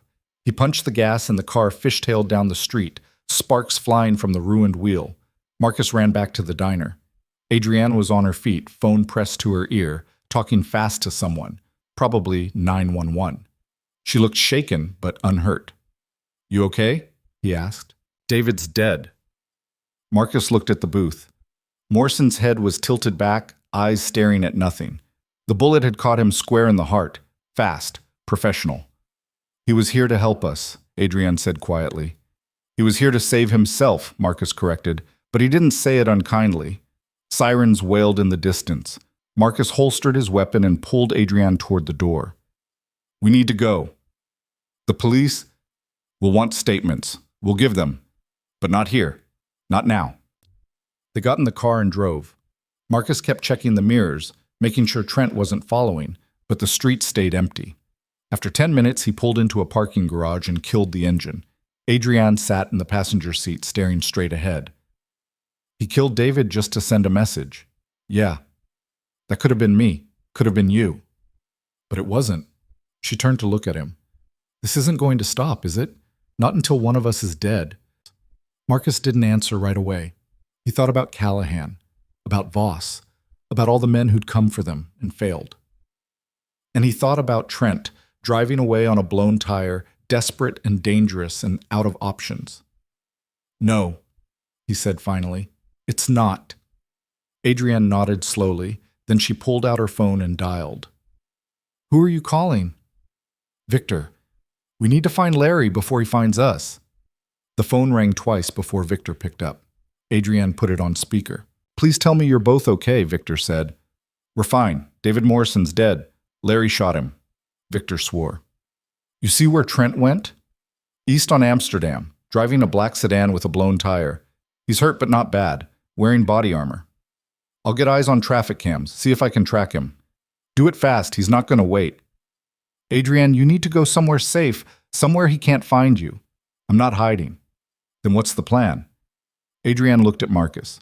He saw the question in her eyes. The trust. The willingness to follow his lead. "We set a trap," Marcus said. Victor was quiet for a beat. "What kind of trap?" "The kind where Larry thinks he's finally got the upper hand, where he comes to us instead of us chasing him." "How?" Marcus thought about it. Trent was smart, but he was also emotional, angry. He'd just blown his one shot at eliminating the witness. That meant he was desperate, and desperate men made mistakes. "We leak information," Marcus said. "Make him think Adrienne's vulnerable, alone, somewhere he can get to her." "You're using her as bait." "I'm using his obsession against him." Adrienne didn't flinch. "Where?" Marcus ran through locations in his head. Somewhere public enough that Trent wouldn't suspect a trap, but isolated enough that they could control the variables. Somewhere with exits and sightlines and room to maneuver.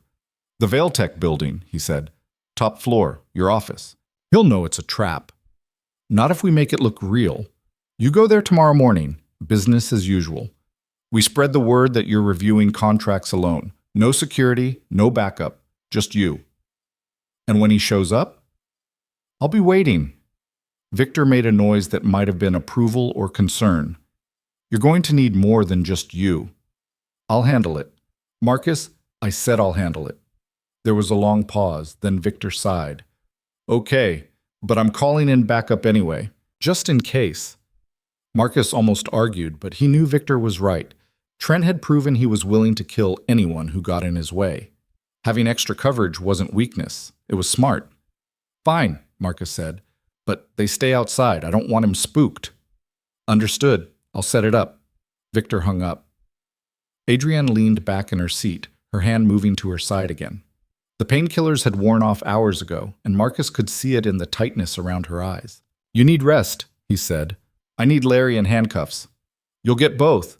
She laughed, short and tired. You promise a lot of things, Marcus Cole. I keep them too. They drove to Marcus's house.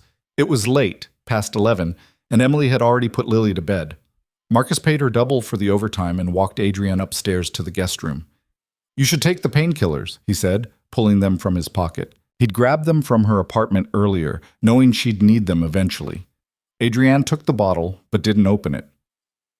They make me foggy. I need to be sharp tomorrow. You need to heal. I'll heal when this is over. She sat down on the bed, and for the first time since he'd met her, she looked genuinely exhausted. Not just physically, emotionally, like the weight of everything was finally catching up. Marcus sat down next to her. You don't have to do this, you know. We could leave. Take Lily and disappear. Let Victor and the cops handle Trent. Is that what you want? I want you safe. That's not what I asked. Marcus looked at her, at this woman who'd gone from a stranger in a suit to someone he couldn't imagine not having in his life. Someone who fought for his daughter like she was her own. Someone who'd taken a knife to the ribs and still showed up ready for more. No, he said quietly, it's not what I want. Good, because I'm not running. Not from him. Not anymore. She met his eyes. I spent 5 years pretending the divorce didn't hurt, pretending I didn't care that he walked away with nothing but contempt for me.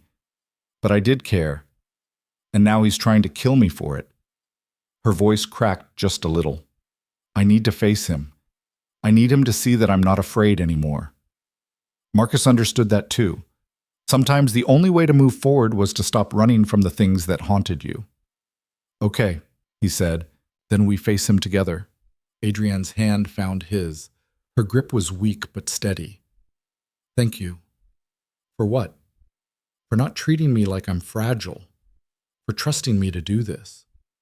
You've earned it. They sat there for a while, hands linked, neither of them saying anything.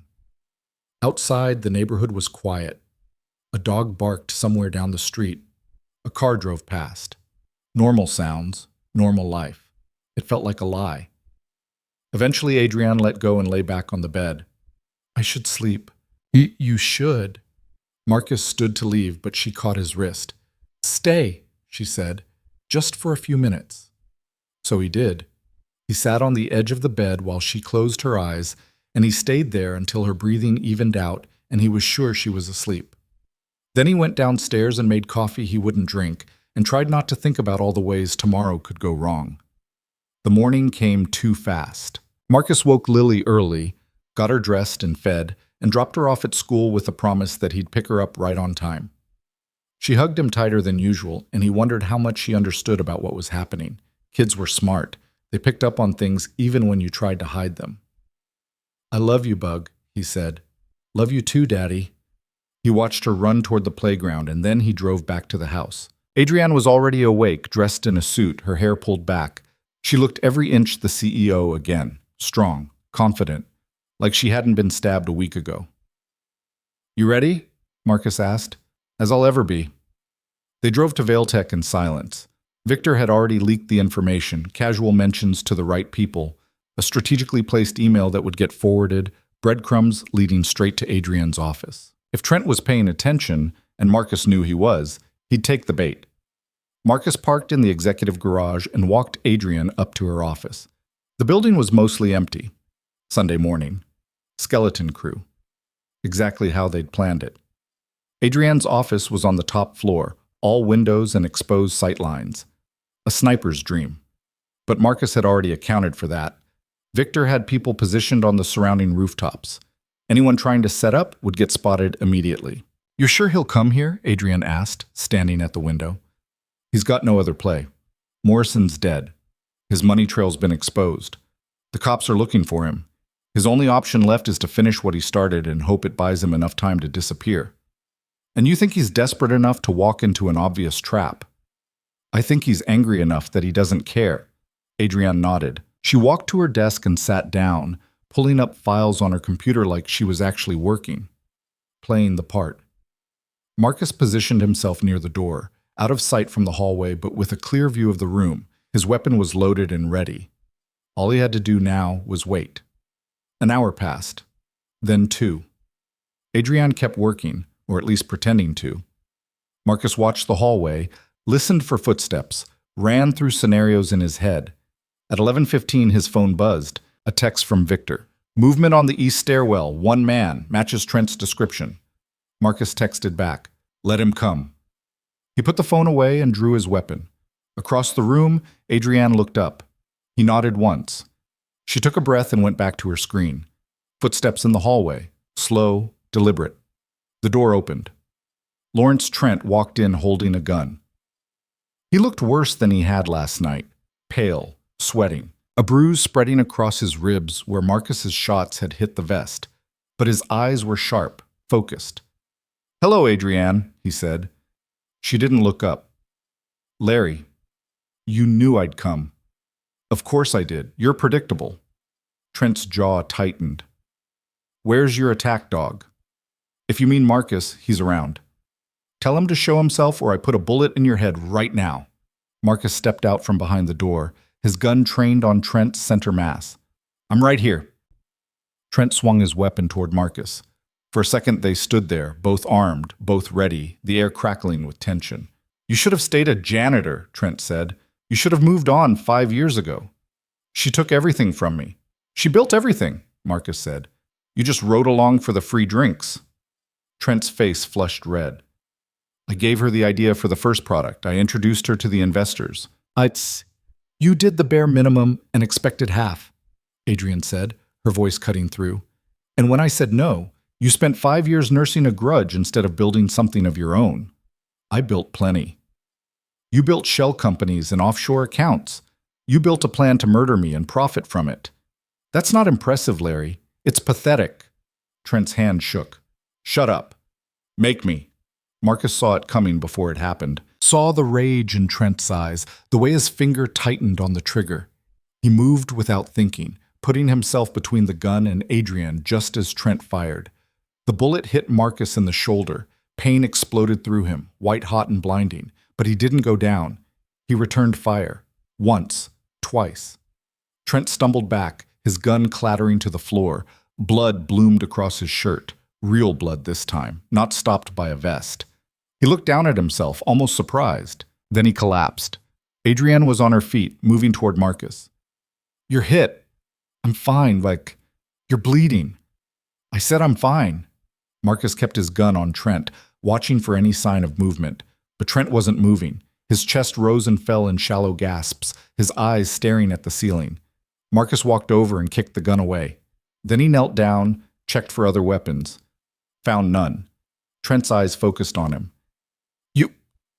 You were supposed to be, nobody. I was, but she changed that. She ruins everything. No, Marcus said quietly. You did that yourself.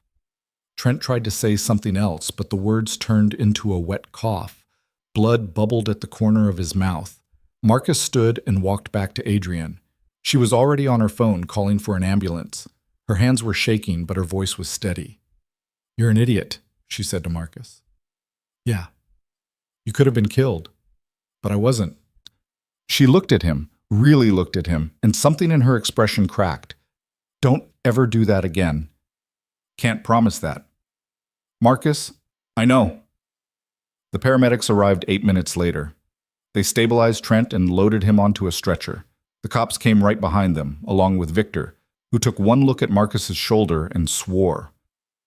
You're going to the hospital, Victor said. I need to pick up Lily. I'll get her. You're going to the hospital. Marcus wanted to argue, but the adrenaline was wearing off and the pain was starting to catch up. His shoulder felt like it was on fire. His vision swam at the edges. Fine, he said. Adrienne rode with him in the ambulance. She held his hand the whole way, even when the paramedic tried to shoo her aside to work. She just moved to the other side and held his other hand instead. You're stubborn, Marcus said. Look who's talking. He managed a smile. Then the pain meds kicked in and everything went soft and distant. When he woke up, he was in a hospital bed with a bandage wrapped around his shoulder, and Lily asleep in the chair next to him. Adrienne was standing at the window, her arms crossed, looking out at the city. "How long was I out?" he asked. She turned. 4 hours. They had to dig the bullet out. Doctor said you'll be fine, but you need to rest. Where's Trent? Surgery. They think he'll survive. If he does, he's going away for a long time. Marcus nodded. It was over. Really over. Lily stirred, her eyes opening. When she saw Marcus awake, she scrambled out of the chair and climbed onto the bed, careful not to bump his shoulder. "You okay, Daddy?" "I'm okay, Bug."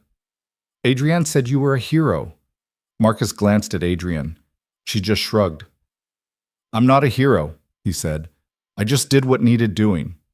"That's what heroes do," Lily said matter-of-factly.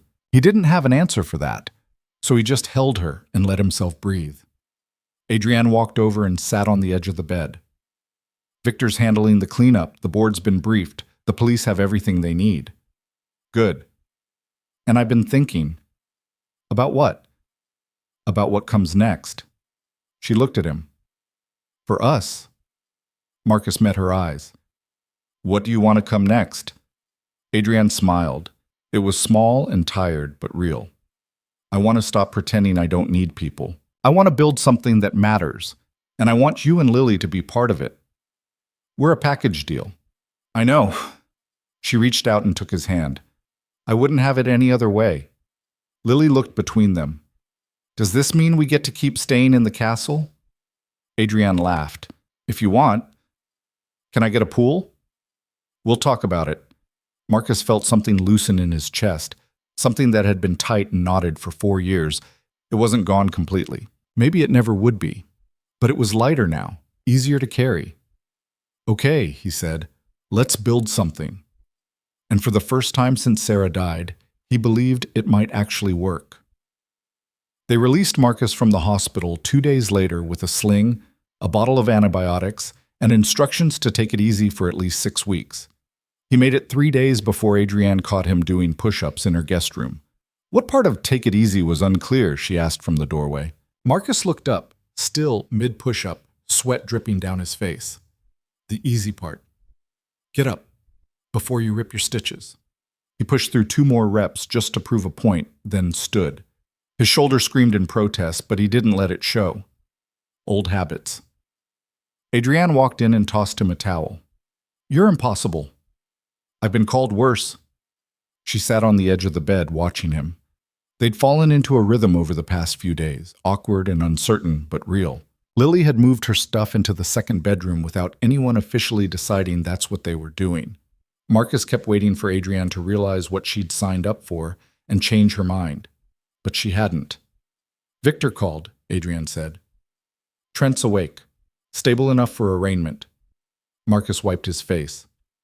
"When's the hearing?" "Tomorrow, 2 o'clock. The DA wants us both there." "You going?" "I don't know." She picked at a thread on the comforter. "Part of me wants to see him in handcuffs. Watch him lose everything the way he tried to make me lose everything. But another part just wants it to be over." Marcus sat down next to her. "You don't owe him anything, not even your presence."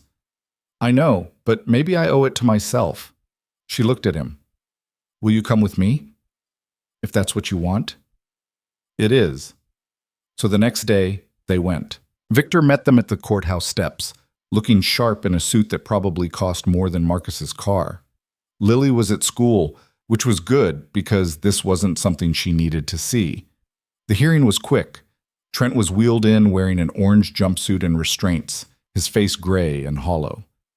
When his eyes found Adrienne, something flickered there. Anger, regret, maybe both. He opened his mouth like he wanted to say something, but his lawyer put a hand on his arm and he closed it again. The judge read the charges: attempted murder, conspiracy, racketeering. The list went on. Trent's bail was denied. He'd be held until trial, and with the evidence stacked against him, that trial would probably be short. Adrienne watched it all with no expression. When it was over, she stood and walked out without looking back. Marcus followed her into the hallway. She was leaning against the wall, eyes closed, breathing slow and deliberate. You okay? He asked. I thought I'd feel different, she said. Seeing him like that, I thought I'd feel vindicated or relieved or something, but I just feel tired. That's normal. Is it? Yeah, you spent 5 years carrying around what he did to you. That doesn't just disappear because he's behind bars. She opened her eyes. How long did it take you? After Sarah. Marcus thought about it.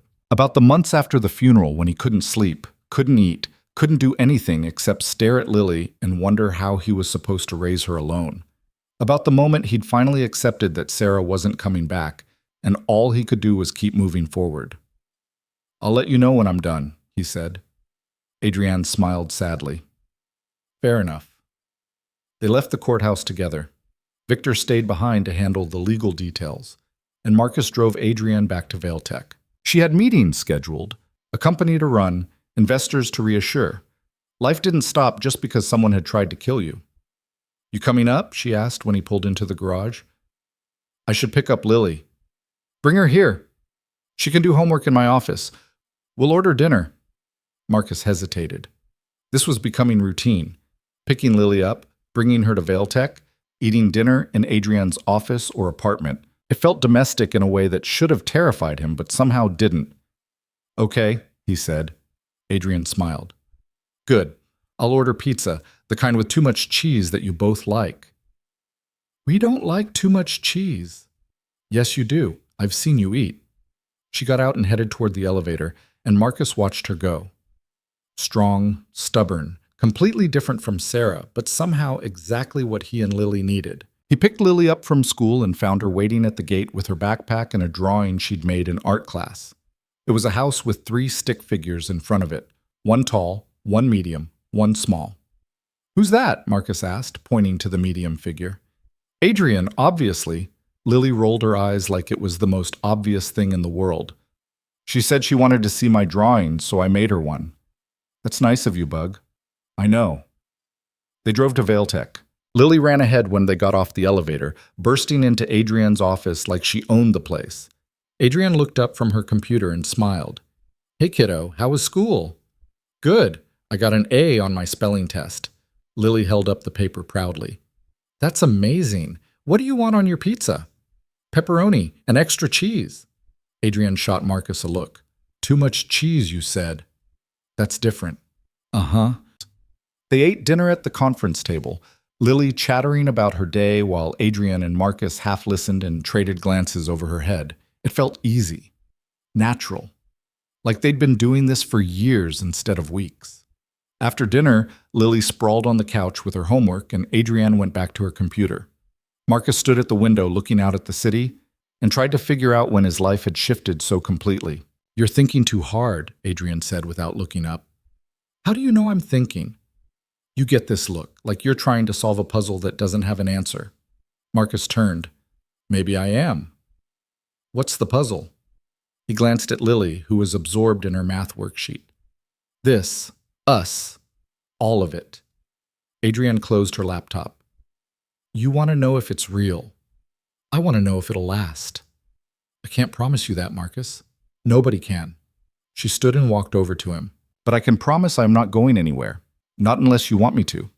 I don't. Then stop trying to solve it. Just let it be. She was right. He knew she was right. But 4 years of keeping people at a distance didn't disappear overnight. I'm not good at this, he admitted. At what? Letting people in, trusting that they'll stay. Adrienne's expression softened. I'm not good at it either. I spent my whole life thinking I had to do everything alone. That needing people made me weak. She took his hand. But you and Lily, you changed that. You made me realize that strength isn't about standing alone. It's about choosing not to. Marcus looked at their joined hands. Hers were smaller, softer, the hands of someone who built empires with spreadsheets and strategy. His were scarred, calloused, the hands of someone who'd spent too many years doing things he wished he could forget. But together, they fit. Okay, he said. I'm in, all the way. Adrienne squeezed his hand. Good, because I already ordered new furniture for the 3rd bedroom. It's being delivered tomorrow. Marcus blinked. What? Lily needs her own space. The guest room is temporary. I want her to have somewhere that feels like home. Adrian, don't argue. It's already done. Lily looked up from her homework. Are we moving in for real? Marcus looked at her, then at Adrian. I guess we are. Lily grinned. Cool. Can I get a dog? No. Can I get a hamster? Maybe. Can I? Focus on your homework, Bug. She went back to her worksheet, still smiling, and Marcus felt something settle in his chest. This was happening. They were building something real. The furniture arrived the next day as promised. Marcus helped the delivery guys haul it upstairs despite his shoulder, and Lily supervised the whole operation like a tiny foreman. By evening, the third bedroom looked like an actual kid's room. Bed, desk, bookshelf, a lamp shaped like a star. Lily flopped onto the bed and spread her arms out. This is the best room ever. Better than your old room? Marcus asked. She thought about it. Different, but good different. That night, after Lily was asleep, Marcus and Adrian sat on the balcony with glasses of wine. Neither of them was really drinking. The city sprawled out below them, a million lights against the darkness. I've been thinking, Adrian said. About what? About Vailtech. About what I want it to be. She turned to look at him. I built this company to prove I could, to show Larry and everyone else that I didn't need anyone. But that's not enough anymore. What do you want? I want it to matter. I want to build things that help people, make a difference. She paused. And I want you to help me do it. Marcus frowned. I'm security. I keep you alive. I don't know anything about running a tech company. That's not what I'm asking. I'm asking you to help me build something new. A division focused on safety and protection. For people who need it but can't afford it. Veterans. Abuse survivors. People trying to rebuild their lives. Her eyes were bright with the idea. You know that world. You've lived it. You could lead it. Marcus stared at her. That's ambitious. So are you. You just forgot for a while. He thought about it. About all the people he'd known over the years who'd fallen through the cracks. Who'd come home from war or bad situations and had nowhere to go, no one to help them find their footing again. About what it would mean to actually do something about that instead of just carrying the weight of it. I'd need help, he said slowly. People who know what they're doing. I'll hire whoever you need. It'll be expensive. I have money, lots of it, and I'd rather spend it on this than another vacation house I'll never use. Marcus looked at her. Really looked at her. This woman who'd gone from a stranger in a parking garage to someone who wanted to change the world with him. Okay, he said. Let's do it. Adrienne smiled, and it was the kind of smile that lit up her whole face. Really? Really, but I have one condition. Name it. We do it right, no shortcuts, no half measures. If we're going to help people, we actually help them. Deal. They shook on it, and Marcus felt something he hadn't felt in years. Purpose. Over the next 3 months, they built it together. Marcus brought in people he trusted, former soldiers, social workers, therapists who specialized in trauma. Adrienne handled the funding and logistics, cutting through red tape with the kind of efficiency that had built her empire in the first place. They called it Second Chances Initiative. The name was Lily's idea. The program started small, 12 people. Most of them veterans struggling with PTSD or transition to civilian life. They got counseling, job training, housing assistance, whatever they needed to get back on their feet. Marcus ran it from a small office on the 3rd floor of Vailtech. It wasn't glamorous, but it was real. And for the first time since Sarah died, he felt like he was doing something that mattered. Lily adjusted to the new life faster than Marcus expected. She made friends at her new school, joined the art club, started calling Adrienne by her first name instead of Ms. Vale. Some nights they'd all have dinner together, and Marcus would look across the table and think about how impossible this would have seemed 6 months ago. Adrienne adjusted too. She hired a new head of security, someone competent who didn't sleep on the job, and slowly started delegating more responsibilities. She still worked long hours, but she also started coming home for dinner, started taking weekends off, started living instead of just surviving. One Saturday afternoon, Marcus found her in the kitchen attempting to bake cookies with Lily. The kitchen was a disaster, flour everywhere, eggshells on the counter, something burning in the oven. You need help? He asked. We're fine, Adrian said, waving him off. She was wearing jeans and one of Marcus's old t-shirts, her hair pulled back in a messy ponytail. She looked nothing like the CEO who commanded boardrooms. She looked happy. Lily pulled a tray out of the oven. The cookies were black on the edges and somehow still raw in the middle. Perfect, Lily declared. They're terrible, Adrian said. They're perfect, terrible. Marcus grabbed one and took a bite. It tasted like burnt sugar and regret, but he ate it anyway. Not bad. Liar, Adrian said, but she was smiling. They ordered pizza instead and ate it on the living room floor while watching a movie Lily picked. Halfway through, Lily fell asleep with her head on Marcus's good shoulder. Adrian leaned against him on the other side, and he sat there between them thinking about how much his life had changed. You ever regret it? Adrian asked quietly. Regret what? Saving me. That night in the garage. If you'd just stayed hidden, none of this would have happened. No kidnapping, no getting shot. No you, Marcus finished. No Lily having someone else who cares about her. No second chances helping people who need it. He looked down at her. I don't regret it. Not for a second. Adrian's eyes were wet. Good. Because I don't either. She kissed him then. Soft and tentative, like she wasn't sure if she was allowed. Marcus kissed her back, careful not to wake Lily, and felt the last wall around his heart finally come down. When they pulled apart, Adrian laughed quietly. I can't believe it took getting stabbed for me to figure this out. Figure what out? That this is what I wanted all along. Not the company, not the money. This, you, her. A life that actually means something. Marcus brushed a strand of hair out of her face. You could have had this without the stabbing. Maybe. But I'm stubborn. I needed the dramatic version. Yeah, you did. They sat there until the movie ended, and then Marcus carried Lily to her room while Adrian cleaned up the pizza boxes. When he came back, she was standing at the window looking out at the city. I used to stand here and feel like I owned all of it, she said, like the world was something I could control if I just worked hard enough. But I was wrong. The world doesn't care how hard you work or how much money you have. It just keeps moving. She turned to face him. But this? What we're building? That matters. That actually changes things. It does. Thank you for showing me that. Marcus crossed the room and took her hand. Thank you for letting me. They stood there for a moment, just holding each other, and Marcus realized something. He'd spent 4 years running from who he used to be, convinced that becoming someone else was the only way to keep Lily safe. But he'd been wrong. The past didn't define him. What he did with it did.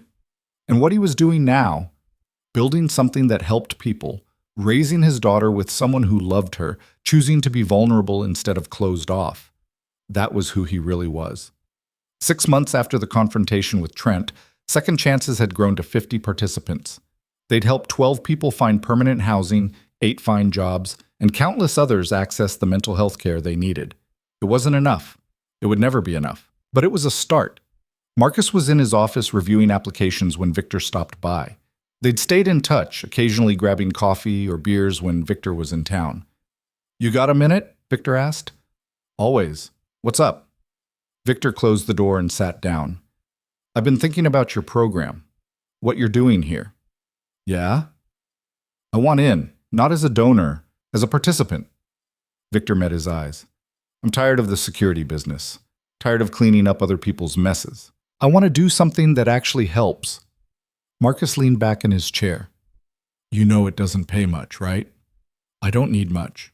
And it's hard work. Emotionally. These people have been through hell. So have I. Marcus studied him. Victor was serious. Okay. When can you start? Next week? Done. They shook on it, and Marcus felt the program grow a little stronger. That night at dinner, he told Adrian and Lily about Victor joining the team. That's wonderful, Adrian said. He'll be good at it.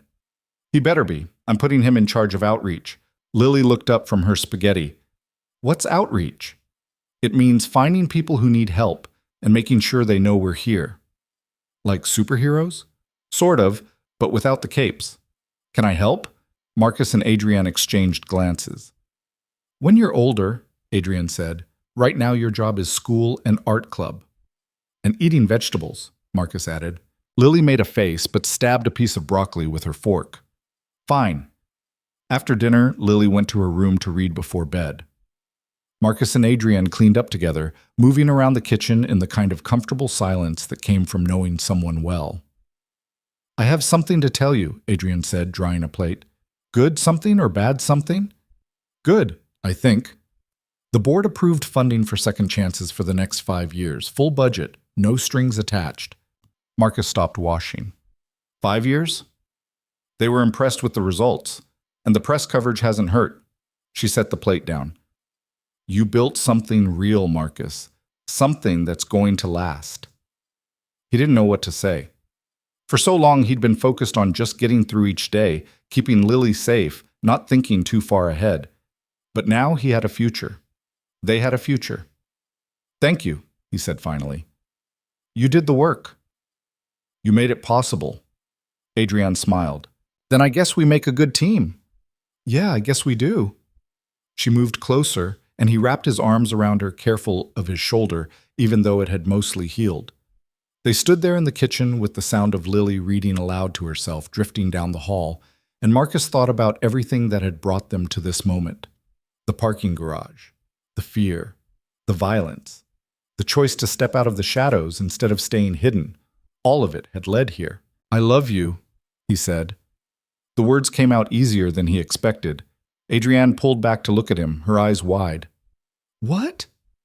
I love you. You and the life we're building, and the fact that you burn cookies and care about people you don't have to care about, and you make Lily laugh. He touched her face. I love you.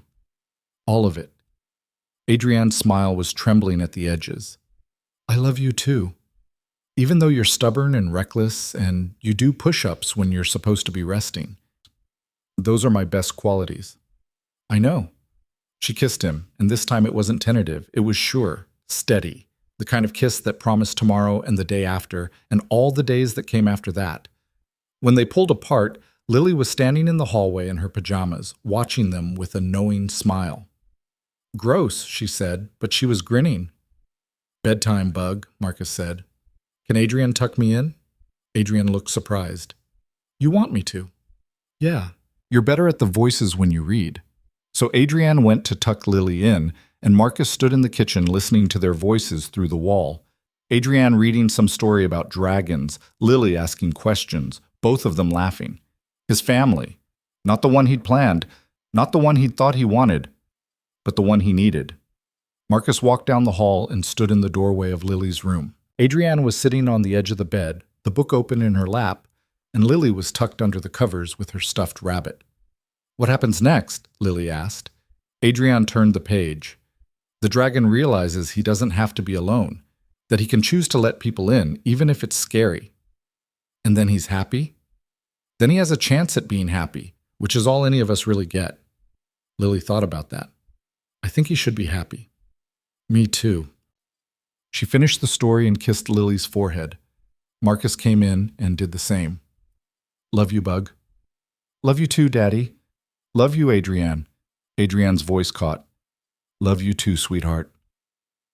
They turned off the light and closed the door halfway, the way Lily liked it. Then they went to their own room. Theirs now, officially, since Marcus had moved his stuff in last month and got ready for bed. Later, lying in the dark with Adrienne's head on his chest, Marcus stared at the ceiling and thought about the journey that had brought him here, about Sarah and the promise he'd made, about the man he'd been and the man he was becoming. You okay? Adrienne murmured. Yeah, just thinking. About what? About how I used to think keeping Lily safe meant keeping her away from everything, away from my past, away from anyone who might hurt her. He tightened his arm around Adrienne. But I was wrong. Keeping her safe means teaching her that people are worth the risk, that love is worth the risk. You think she knows that? Marcus thought about Lily asking Adrienne to tuck her in, about the drawing of the 3 stick figures, about the way she'd adapted to this new life without fear. Yeah, he said. I think she does. They fell asleep like that, tangled together, and when Marcus dreamed, it wasn't about the past, it was about the future. A year after everything started, they held the first annual Second Chances Gala. It was Adrienne's idea, a fundraiser to expand the program, bring in more donors, raise awareness. Marcus hated the idea of putting on a suit and making small talk with rich people, but he did it anyway because it mattered. The event was held at a hotel downtown, all chandeliers and champagne and people in expensive clothes. Marcus stood near the bar tugging at his tie, while Adrienne worked the room like she was born to it. Victor appeared at his elbow. "You look miserable." "I am miserable." "Think of it as a mission. Infiltrate, gather intelligence, extract. That's not helping." Victor laughed and ordered a drink. Across the room, Lily was holding court with a group of adults, telling them about the art project her class was doing for Second Chances. Paintings that would be auctioned off to raise money. She was wearing a dress Adrienne had bought her hair in braids, looking confident and comfortable in a way that made Marcus's chest ache. "She's got your nerve," Victor said. "She's got her mother's nerve. I'm just the guy who worries." "You're good at it." The speeches started around 8. Adrienne went first, talking about why the program mattered, about the people they'd helped, and the people they still needed to reach. Then she introduced Marcus. He walked to the podium with his notes, looked out at the crowd of strangers, and felt his throat tighten. Public speaking had never been his thing, but then he saw Lily in the front row, giving him a thumbs up, and Adrienne standing to the side, her expression full of pride and love.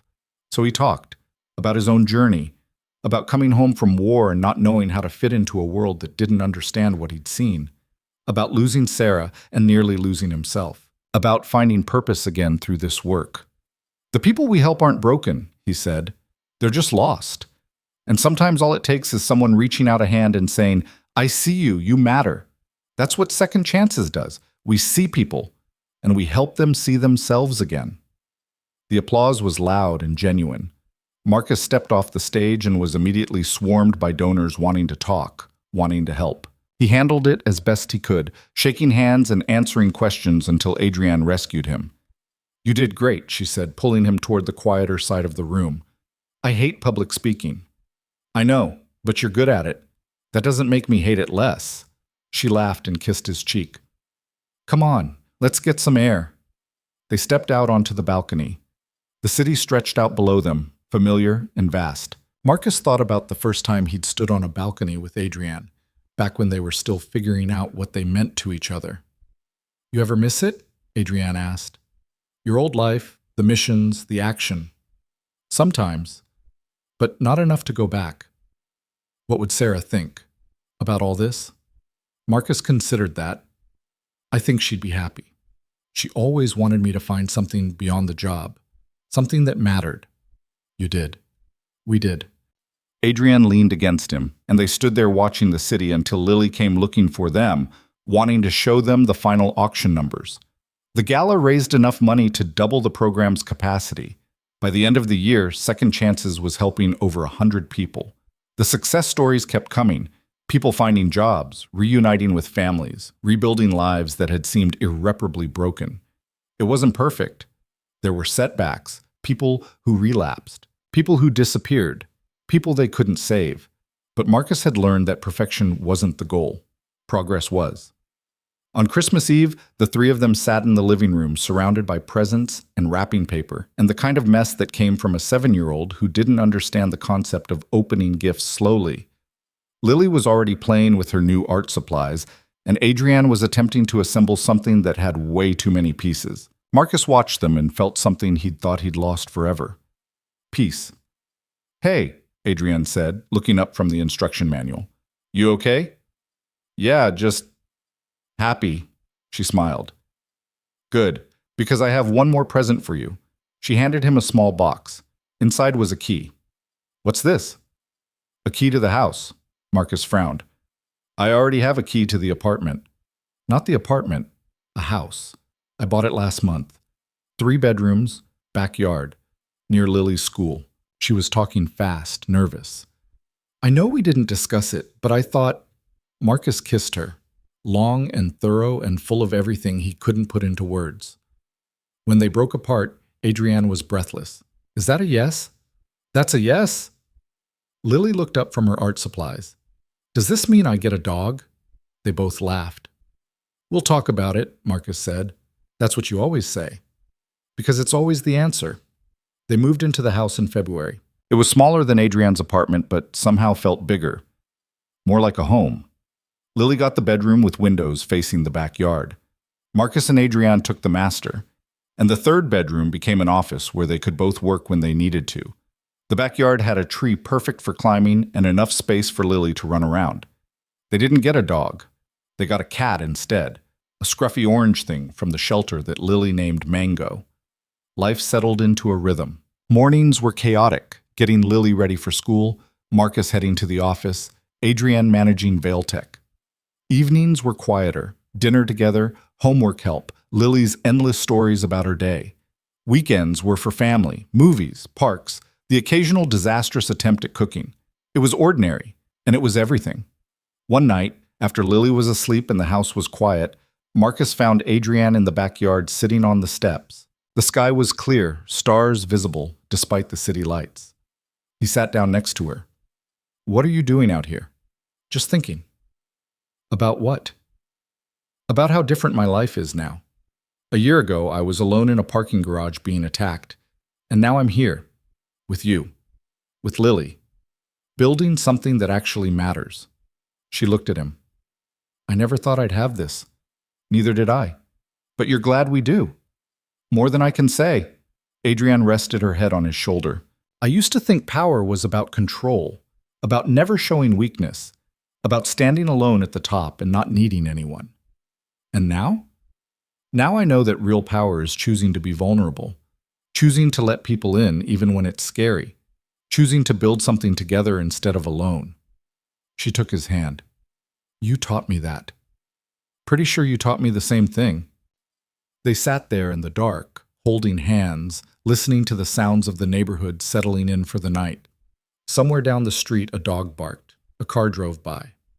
Normal sounds, normal life, the life they'd built together. "Marcus?" "Yeah?" "Thank you for stepping out of the shadows, for saving me, for staying." Marcus kissed the top of her head. "Thank you for giving me a reason to." Inside, Mango knocked something over and Lily called out that she was fine, even though nobody had asked. Marcus and Adrienne looked at each other and laughed. Then they went inside, checked on Lily, put Mango outside, and went to bed. And for the first time in years, Marcus didn't lie awake wondering if he was doing enough, or being enough, or protecting everyone the way he should. He just slept, because he'd finally learned what Sarah had tried to tell him all those years ago. Strength wasn't about survival. It wasn't about doing everything alone or keeping everyone at arm's length or pretending you didn't need anyone. Strength was about choosing to be seen, choosing to trust, choosing not to stand alone. And he'd chosen. They all had. And that made all the difference.